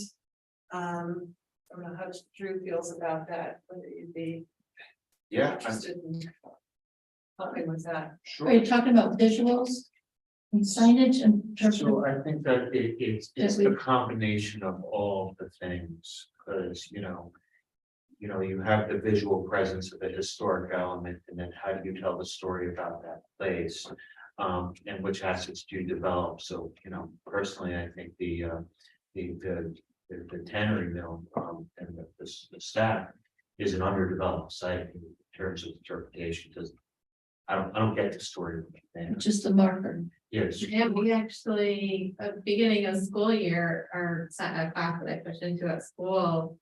She took the kids down through each of the areas and even down to the stack, I guess. I mean, just them, oh yeah, and she had the book of, the history of all of it. It was just amazing, I didn't know any Like of third that. grade, fourth. No, it was eighth grade, Oh, seventh. eighth grade kid. And she took us all through everything, but she didn't explain that. so it's not just about the visuals, it's about how you're gonna deliver the story, and quite frankly, I feel like people overdevelop some of the signage and stuff like that. Sometimes, maybe you could just slap a QR code on that blue and gold marker right there on the base, and it could link to your website, the town historian's website, that has more information about that. But then how does that connect to the other places, and how does it tell part of the story about your community? So, maybe there could be a walking tour. I know you have a couple of walking tours. And Warren County Planning, has gone into maps and everything about our town. Mhm. So hooking the one to the other. They've done a tremendous amount of work, and it's all kind of done there. The interpretive, where the Harmon House is, and there's a 3-panel, right, that would be, and then down by the garage, there's that kiosk thing too. And then you're installing another one. Right? Yeah. Yeah, Where's this one going? oh, Prospect Mountain hiking trail. where? Prospect Mountain hiking trail, full built. That was, I'm sorry. I was gonna say. Honest Mountain Trail, going that important. private. So this is an opportunity for, some people put this towards the bottom of their list because it seems kind of fluffy. Some people put it at the top of the list. I recently did a project in the village of Stillwater. It was at the very top of their list because the first thing they determined was that nobody knows anything about their community. Nobody has any pride in their community. But we're all from here, and we all want to celebrate its culture and heritage and preserve the things that it's all about. Mhm. So, whether it's at the top or the bottom, it's deserving of recognition, because my experience with most small communities is that you want to develop your community, but you don't necessarily, like, growth is not the right word, because you don't want too much. You don't want to just keep on adding. So this cultural heritage element is a way of preserving the legacy of the past and making sure that, if you're going to decide through this effort that you have a significant number of concentrated historic buildings, do you want to establish national historic districts so that those people can have access to, tax credits and stuff like that? And most people don't even understand that those tax credits, it's purely voluntary, unless you have any zoning design guidelines. It purely provides them a pathway for which they could access tax credits, and it doesn't obligate them to do that. Right, you're not penalized because you're in a historic district. Right. Correct. Right, so it's like, yeah, I could do vinyl, but if I could replace the historic clapboard wood siding, it's going to cost more, but that cost is going to be offset by the tax credits that I get. Mhm. And it's not very complicated, and believe me, the nice folks at SHPO down in People's Island are all too happy to be like, please apply for these tax credits. So they help you with the application and all that stuff. So this is all a big part of that, Mhm. understanding and celebrating culture and heritage and blogging, tanning, It almost seems like we need the sign at the park, at the top on 9N. Because we talked about how nobody, you come down, you get to the school hill and nobody really knows that that's the hamlet of Lake Luzerne, if there's no signs. It almost seems like it'd be nice, one of those kiosks like in the park. For people to know. So, yeah, so the key elements of interpretation is number one, wayfinding. How do you find your way through the community? What are the main themes? What are the things that you're gonna see and what are the main highlights that the kiosks that you're referring to and the Pam's referring to? Those are orientation kiosks. They have a brief history of the community and then a listing of all the historic sites. And then, you know, if you go south, you're gonna come across this. If you're gonna go north, you're gonna come across this. Especially that we're gonna be bringing a lot more people with the music and the parks and food trucks, we're Right. gonna bring in so many more people. So wayfinding is that process of how you find your way for it, and then you have waysides, which is individual site interpretation, which is. Here is a place, I want to tell you a story about this place. Here's a couple of pictures about what this place was and what it's all about. And, you know, now there's a much bigger push towards technology, so like. You know, signs are expensive, they need to be replaced every once in a while, they get vandalized, things happen, so like. There is a push towards moving that towards technology, but guess what? People who are coming here, I think cell phone service isn't great, and then, you know, they're not necessarily. They're people that are looking to disconnect from their devices, so, you know, that's what part of that plan would be all about, is how are you gonna tell that story? Have you ever seen, in downtown Saratoga, to see their signage, which is only 5 years old? But it's pretty nice. It's very attractive. So it's almost on a pole, some sort. And then there's just a number of things that would point you down to Main Street. Right? And then you would have waysides like at the tannery that really do it justice and tie it into the Pulp Park, or you can call it Mill Park. And that's what I'm talking about is creating, Drew's talking more about community pride. I'm talking about creating a destination where people come to find out about other communities, and it's a day trip over here. And since we lost Papa's, which was definitely a day trip to come down and have dinner, you know, or lunch. We want to encourage those restaurants. We can't just put restaurants in. We have to do all the parts and pieces that will, for an entrepreneur to say, hey, I want to put a restaurant in, because people are coming here to look at the downtown. They're looking at the interpretive signage. They're trying to get, you know, what logs came down this river, you know, huge amount of logs that went down this waterfall, and then, you know, came into the confluence of the Hudson and Sacandaga, and then what happened, you know, and it's an interesting story, and people there's tremendous heritage tourism going on out there, and right now we're just telling little bits and pieces of the story, and I think we have to put it together into this bigger plans that people get it. You know, you have to get it, and you have to want to get it. And I think that that's just one of the charms of Lake Luzerne is that it lends itself nicely to it. Mhm. You don't see this at Lake George. You do see a little bit in Battlefield Park, but you don't see a lot of interpretive signage in Lake George. You see more in Bolton than you do Lake George. So it's a really kind of a missing component in communities. I think if you've been up to Long Lake, Indian Lake has put a ton of money into their signage. Next time you're taking an hour-long trip north, you know, check it out. And they have pulled it together into a full plan. Wayfinding, interpretation, directional sign, you know, that kind of. And, you know, and I think that especially with that concentration of cultural heritage destinations that you have within that hamlet area. There's, you know, you have the visitor center, which directs people to them, but then how are they all connected? And then you have that trail that comes around that isn't marked, and, you know, maybe. Behind the school, Yes, behind the school. That trail. I'm thinking behind the community museum going to the. Oh, the path, the path. The leads path. up to the- So you. Call that a footpath. That's a footpath. That's the Indian trail. Well, you Yeah. call it footpath, this would be called the trail.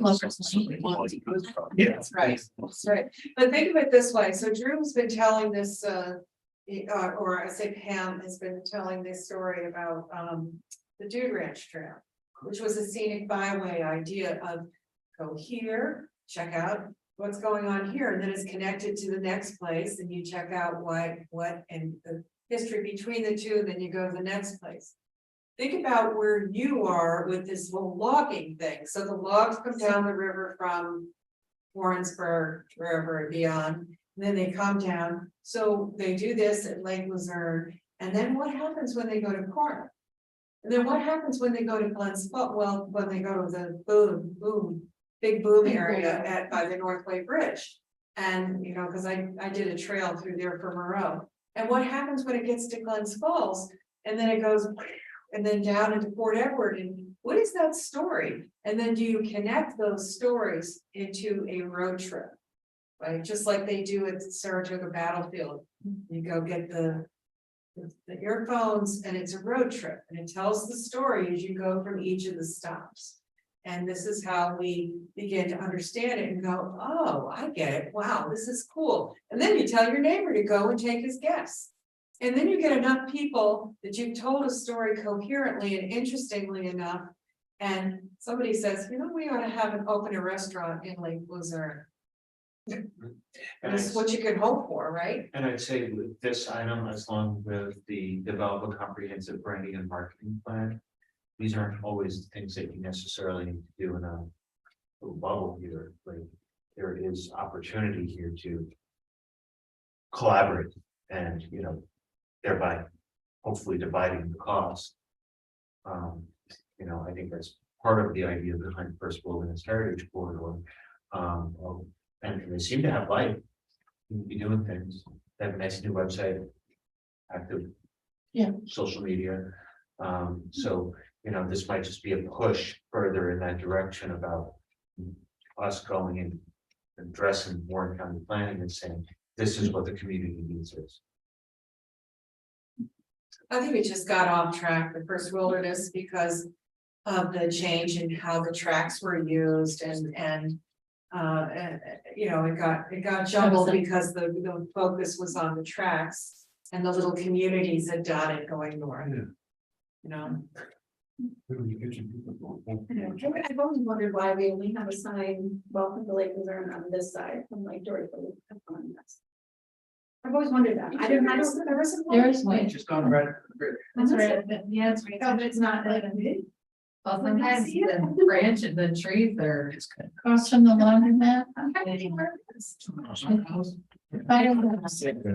It's painted, it's just like. It's just like this. Like, right, It's kind of. Look, now, now you have to look and. I'm like, is there some? No, not that one. There's a couple, we just repainted the beach, so, Yeah, they were great. but yeah, right, and you come over the bridge from Portland, there's a big sign on the right hand side, it's quite large. Probably the size of that TV back there. Well, things like that could identify the corridor, and, you know. Make the sign bigger or, you know, more distinctive or add a sign here or there. Yeah, and Tim Rodriguez does a phenomenal job. He does it all. The signs are amazing.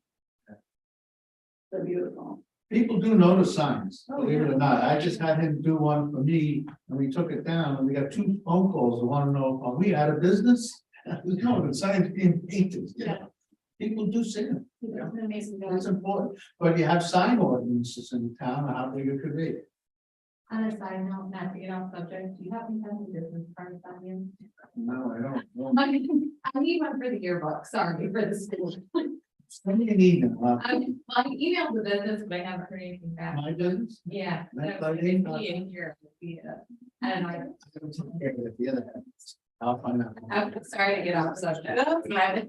Fine. All right, so the last thing on the list is this conduct a community housing needs assessment, and we talked about this in depth. Now this is going on in communities all over. Lake George is doing something, they're building some actually, employee housing type stuff. But it seems to me the cost at, $1,500 a month is not employed, you have to have 10 kids in there or something to make it work, but. Try. At Waterside World, some component of that is gonna be affordable housing. Sounds a little sketchy to me, but Be there in front, you'll be there on Friday? and you demonstrate. Oh. Oh, I see. Okay. That was a surprise. Did you see? Yeah. We saw it, we caught that. No. On the environment, so. Okay. So we, this is gonna have to evolve because there's things going on in Warren County. They're looking at it as a region. I suppose if they come up with a plan to move forward on a regional basis, we may all be in the grave. So I would suggest that we still move forward with things here in Luzerne, because every community is different into what they need. And there's senior housing has been identified here as the need. And you just need a professional help in developing this, doing a windshield survey, that kind of a thing. And again, I should put in, I did put in, hire a consultant. So that's a specific thing. I'm not saying that's something you have to move forward initially. Right this second. So we've recently been engaged in Thurman, Warrensburg, and we've been operating in Corinth and town of Saratoga for the last 15 years. And we've been operating these housing programs, mostly because the initial application is, I wouldn't say it's pricey, it's generally the initial application, including the housing windshield survey and the housing needs assessment, in total cost between $3,000 and $5,000. The balance of the implementation of the grant, the administration of the grant, is generally done by a consultant. And the reason I've recommended the CDBG program is that the grant pays for the administrative and the program delivery consultant. So the initial cost to the municipality is generally $3,000 to $5,000 for that element. There's a couple of different elements, which is why the bottom line is what it is. But it's generally $3,000 to $5,000. But then when you resubmit, it's significantly cheaper because it's mostly just a token. You're just recycling the old grant, updating your information, and then resubmitting it.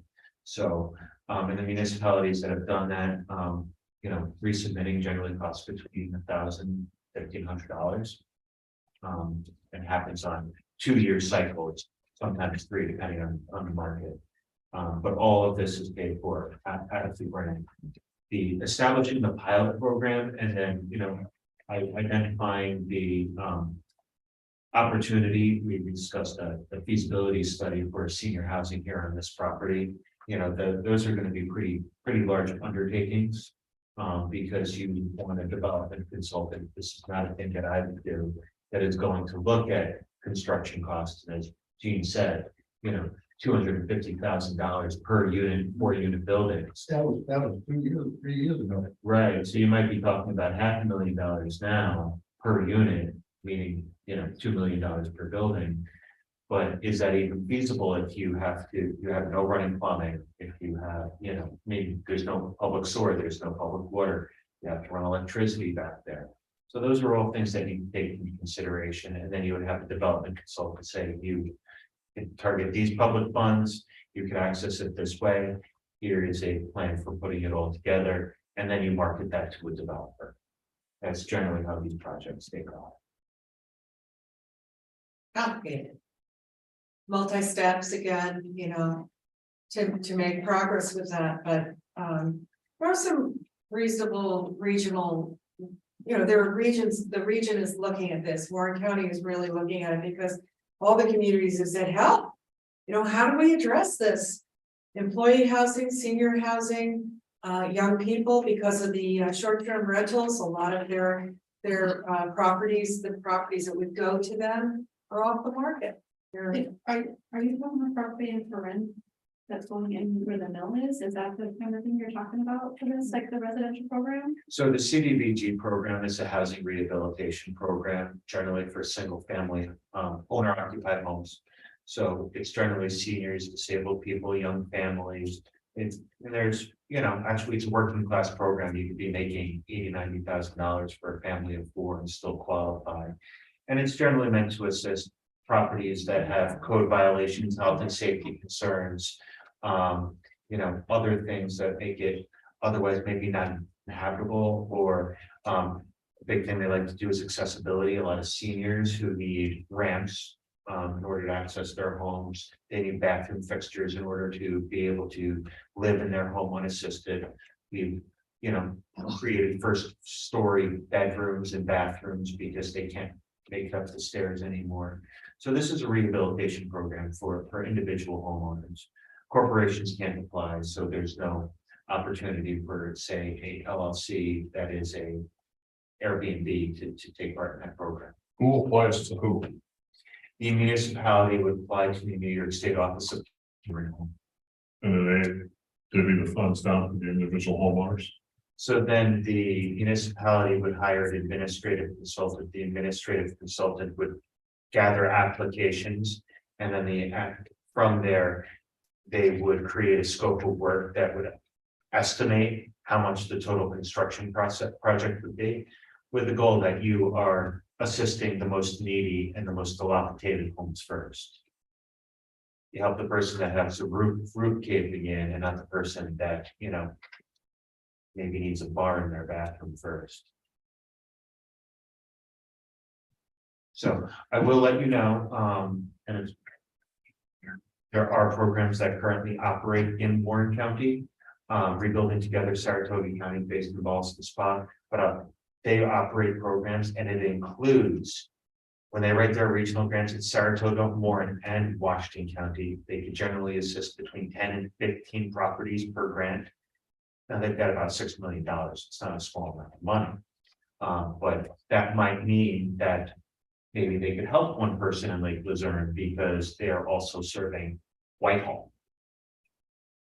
So that's the difference between a town operated grant program versus a countywide program or a regional program, is that your ability to serve your residents is highest on that priority. You're going to assist people with up to $500,000 in your community, not in Hadley or Corinth or anywhere else. So to apply, would we have to have some kind of idea of how many houses we want to try to help? So where you start is with the community needs assessment. It's generally an online or a print application where people would say that they would fill it out. They would say that they're interested. They would identify some of the deficiencies of their home, for lack of a better word. So you have to go to the people first. That's where you start. You start with your needs assessment. You never apply.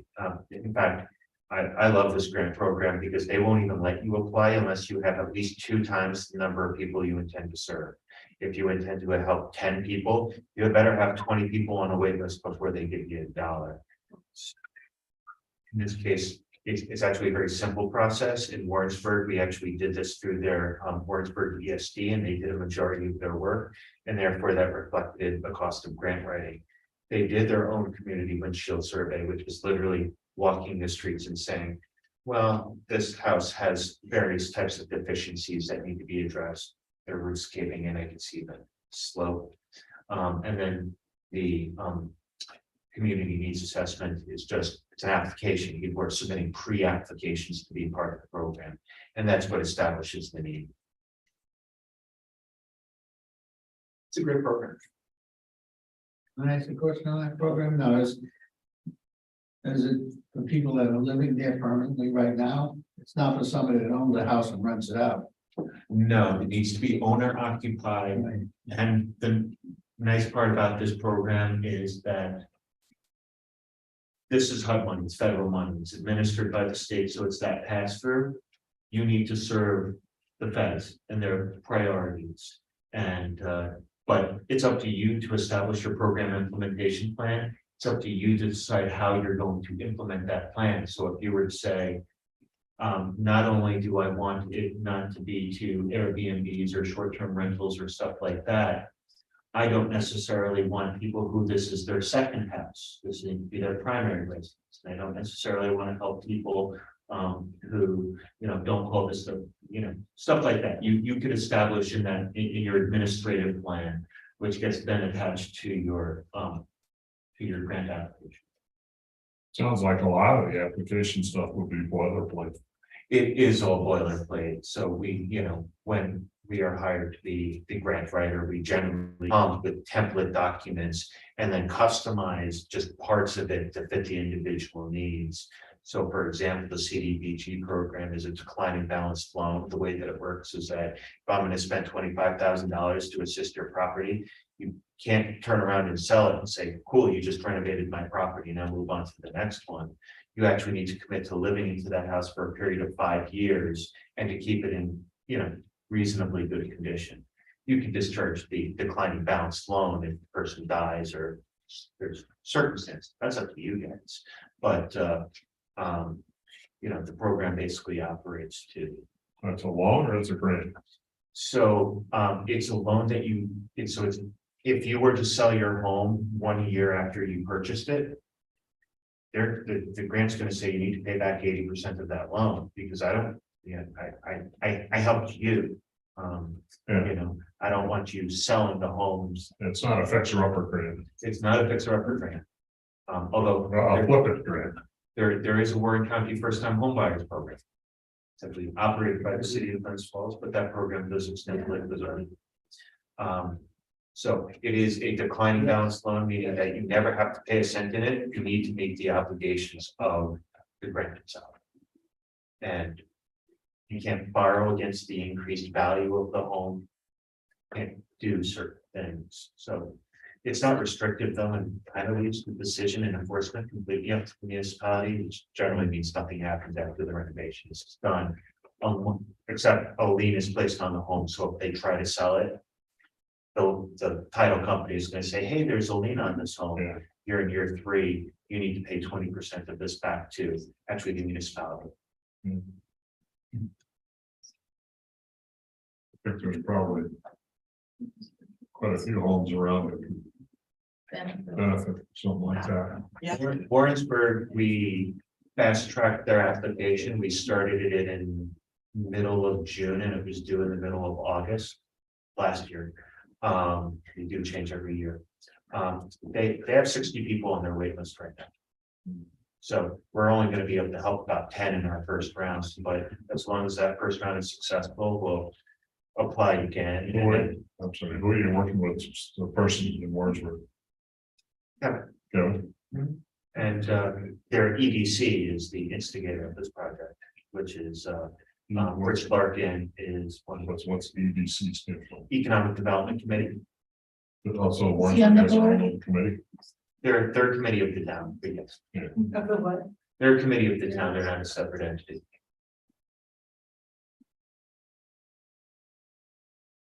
All right, have we worn out? I think you should add this money up and ask him who's the budget officer. Add it all up and see if you got it before we go ask him. And what pile are we gonna ask it from?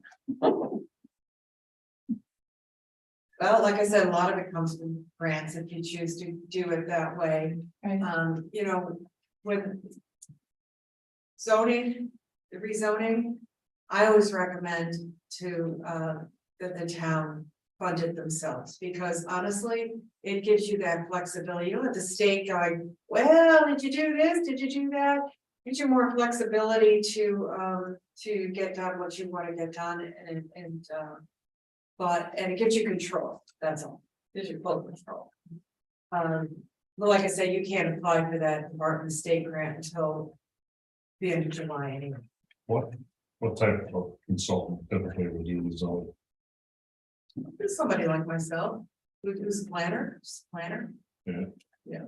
Where's the county at? Well, they were doing theirs. I don't know where that's at. You mean do rezoning, they wouldn't do that. No, Oh, with their effort to, what The was county comp plan, county comp plan, yeah. Yeah, I spoke to, is it Wayne, Well, yeah, quite a while ago, and he says, we're redoing all our maps and all that kind of stuff, so you can sure tail that to save some money. But I don't know where that's at, and I don't know exactly what it is they're doing, you know, Gene? Well, that's, they're doing mapping, they're mapping GPS stuff coming out. They're getting there on that. Yeah, It'll be a while, it's not easy, but, and Wayne's retiring, so yeah, that's. that's a whole He lot. did say I think for I'm 10 fine. years. He's been saying Tired for 5 years. that for 10 years. We're talking, he's set now. Got 40 years in there, it's time. so Warren County will build you a new zoning map. And they will do that at their cost. They will do that for you. And keep in mind, Warren County did all these maps for me. Mhm. It didn't cost the town anything. And I just fit into the time frame that was just right for their GIS person. It just worked out. But they will do the zoning map, and that's really the only mapping you'll need for the zoning effort. You have all your resource maps and everything here. So, yeah, If we were to move zoning up to priority number 1, right? How does that? How does that get implemented? As to asking the town board to move ahead with it? well, your And- implementation committee would recommend it. Okay, You know, and that so. The estimated cost is $45,000. Right? So you're asking for that too. As a budget officer, if you were listening to a presentation now. What's chances of you having $45,000 to use for the engineer to pull this off? Where would you? The town is reasonably financially sound, but there's always a but into that, you know, it's, you're taking money. Repeated to pay full. Right. You know, it's like, I look at it when I do it, we can do a lot of things. So you're not gonna be Well- surprised with these kind of No, numbers. let's just give you an example, the water. What we had, you and I met. They wanna lend us $3 million to our water lines, at cheap interest, it's great. But I have to raise the taxes of everybody that gets water in Lake Luzerne, $420 on top of the $150 they're paying now. That's tough for people to take. You know, to do We'll be here. things like that, We'll be here in Pierpont Road given. yeah. No, but my point is, there's a lot possible, but we just don't have $40,000 sitting there, it's not, you know. I mean, I love keeping the money and putting it in the budget, Right. keep taxes down. You can't have everything.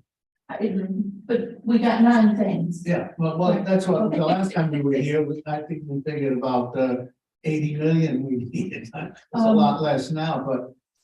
You know, if towns can go and borrow them. But who's paying for it? And I think the If important if thing, you can't get the grants that they talk about, which we've tried for years now, we had, the last thing we really got was when we built this building. I mean, and that was a while ago, we got 400,000 to do the senior center, no obligation to pay it back, that's great. But not all of them are like that, you know, I wish I could do a lot, I could go out and do a lot of things, we tried with the housing, it came up to $250,000 a unit, 4 units in one building. But it's like a chicken and egg. Here's the plan, here's the presentation, Yeah. here's the asking, and if it's something that has to wait because the money's not there, then you're waiting for the effort of the grant writer. But the 45,000 is supposed to help pay the grant writer. no, So- it's separate, it would be It- separate. Okay, You so, can't get a grant, pay the grant writer, the community has to do that. So. but what I'm trying, you know what I'm trying So to, we'll let you include that cost if you get the grant. but you know what I'm Yeah. trying to say. but I think in the case of zoning, that, you know, in terms of the larger plan. You know, I think that we need to understand that it is not our intention to say, here's the plan and let's get to work, all 9 items, let's do them right now. There needs to be a process, and that's part of the prioritization. And if we are determined that, you know, zoning is one of our top priorities, it's a thing that the town is going to undertake, then the presentation is, we're either going to apply for a grant, which Tracy's already done. We're going to resubmit that, we're going to see how it goes, and if not, then we are going to undertake this initiative ourselves. Then the question comes, where do we get the money? Maybe it gets split up into 2 years, so you say, well, I'm paying out half in fiscal year 1 and part of fiscal year 2. And part of that presentation is understanding that this is a problem in your municipality. What revenue are you losing because the town garage is gonna close down there on Mill Street, and because it's zoned weirdly, there's never gonna be another commercial business in there, so now you're losing local taxes, you know. So, you know, and what is the opportunity if you were to say, people are beating down our door trying to build new houses and they just can't do it? Well, how many more residents is that then contributes to the tax roll? So it is an investment. An investment does require some upfront capital. But you know, I think that through this process, there's some things that are nice and soft and make us feel good. I think zoning is one of the things that it's a hard cost. Nobody likes spending that money, but you're gonna lose money if you don't. Town budget process. Legally starts, August. well, practically in August, but legally, I think it's like late October. And the first document has to be submitted to the town clerk or something like that. Mhm. So if our implementation committee wants to try and get on the budget, you know, they should start talking it up late summer. And it's something that needs to roll. It just can't be looked at. The board has to vision a 5-year, 10-year effort of having something in there. So the money's not, I know that they don't roll over, but needs to be on paper every year. The big thing that I hear is people are happy when they know the budget hasn't gone up so much that we're gonna lose that $200 check we get. And it's a big issue. You know, what is it, Well, 1.5%? Yeah. Well, I worry more about, not the full cost of the project, but really the match that the community, and that's what you should be, you know, promoting the implementation committee when they go. So for instance, if it costs 40,000 to do the zoning, if that's the cost that I had worked out for the grant. So say it's 40,000, this particular grant is 90% paid for. That's why I said it's so popular. So 90% grant, so you'd only be paying, the town would have to match it with $4,000. You're talking about the zone. Yes, And now it's- that's a no-brainer. That You just makes have to get the good grant. sense. We just have to get the grant, but then because it's such a high 90 and grant, you've got a lot of people, a lot of communities applying for it, and you are competing. Now that Gene has left the room, But he's the budget officer, so he's got to hear it. this work we're doing right now. That was not in the budget. And we hope to get the grant, remember, Yes, to do the updating of our comprehensive plan. And we were able to convince them we should be going ahead with this when we get the damn grant. Mhm. And we were into it a couple months before we knew we weren't getting the grant. Yeah. So don't get discouraged. That's what. I'm not, I just, where's it, I mean, it's easy to write $45,000 there, down there, but your explanation of what that grant is about. They shouldn't be voting no on 4,000. Yeah. Right, period. I believe, but reading this thing we get every month, right now we have a reserve of almost $500,000. Yeah, That's the pile we never talk about. I know, and that pile needs to be there. I know. You know, if the, you know what hits the fan. It's in a size 4 font I'll sit with the water. on the Excel spreadsheet. Yeah. And the state recommends that you have some logic to your reserve fund. And the logic is suggested anywhere from 10% being the logic to 1 or 2 months of typical expenses being a logic. And there's a cap too. And our annual budget, I think that we passed this year was, I think it's 4.2 or 4.4 million. Mhm. So 400,000 in reserve kind of fits into that recommendation. But most of the people, like Jane and Ron really run the budget, they stick to it pretty good. That's why there's a money left over. No, he's all, it's Yeah. it's good at that. So basically, He we watches the pennies. start with the implementation of. He knew the fuel went up 2 cents. The implementation. Yes. Plans. Yeah. And then playground. Go down through the 3, 4, 5, and 5 being if we can get the package then great. 3, 4, and then, yeah, we'll put the zoning in as 1, 2, 3, 4, 5, yeah, the zoning would be 5. I mean, that, you don't want to tackle too much to start. You want- No, Oh, but don't leave stuff off, just in case something else happens. They go to the board and say, we weren't noticed today. Oh. That's not gonna happen. Then we'll all get turned down. have you used up all the affordable care money or what they are, what'd you call it, ARPA money? I don't think so, but I don't know how much it was committed. Mhm. The county, I believe, was done divvying that up. In fact, he went to their meeting, it was about 2 weeks ago. Which I believe emptied that pot. So on the 13th, the next board member, you were presenting 10 minutes. That's what Jean said, Okay. I was limited. And then are we picking a date for April? For another public hearing, or are we? I'm waiting to hear what the town board wants to do, whether they want that end of April date. We have to have a public hearing. So, But do you generally like to do things at your agenda meeting, like public like hearings, public hearing? and you do a political answer. About March 17th. Oh, yeah, that would all have been. Oh, yeah, that was a What's in that? that was a typo. We frequently do stuff at the meetings, especially if it's time sensitive stuff. Yeah. But it can be, But the whole purpose of setting up 2 meetings a month, like, is to have the agenda meeting really be the agenda. do you have Discussing the stuff at the agenda meeting, it was always supposed to be just put on the list to discuss next time.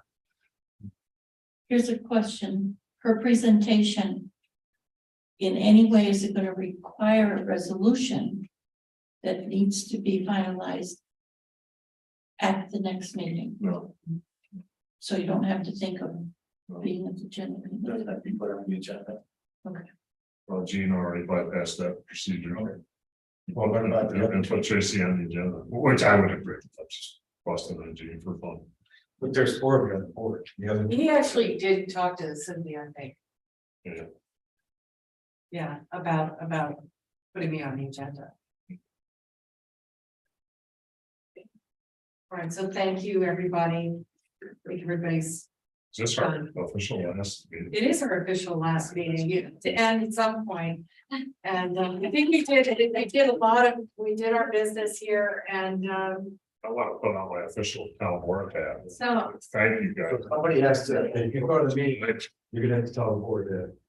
We want to continue in the committee. yes. So, I guess that's my next question. So if this is like officially our last meeting, They have to make a decision on having another. who would it work? And then they have to approve the people that are on it, or would be on it. So wait, straight, I mean, you reach out to us or? Email you a golden ticket.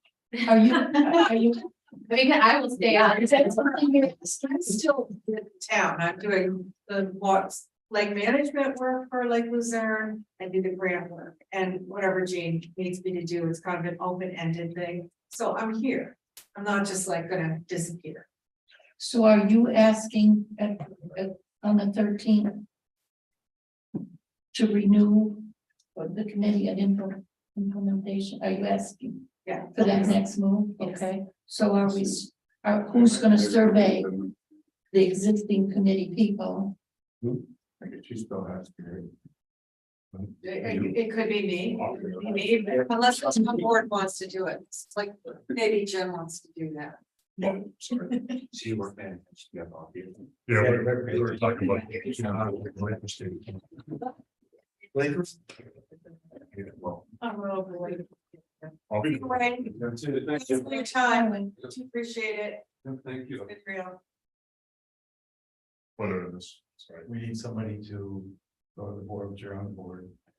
See about the committee. Right. Yeah, To actually appoint a new committee or, And approve. you're gonna forget about it. I'll bring it up, Wow. okay. Then we'll have to, once they say yes, then it'll be up to you or us. And then have another meeting to start. That's right. Since you're not gonna be here. You're gonna be here. I was gonna ask everybody that's been on the committee. Well, I'm gonna leave that up to Jim, for what he wants to do. So if you have everybody's email, I don't, yours aren't kicking back anymore, you gotta fix that. thank you. With a lot of money and it still doesn't work well. So, so what about a renewal application with the date and the whatever? Yeah, he's gonna take care of it, he's gonna look it up in his. Well, I gave him the form. I created it and brought it to the meeting. That's how that thing happened, because nobody was doing it. Before my time.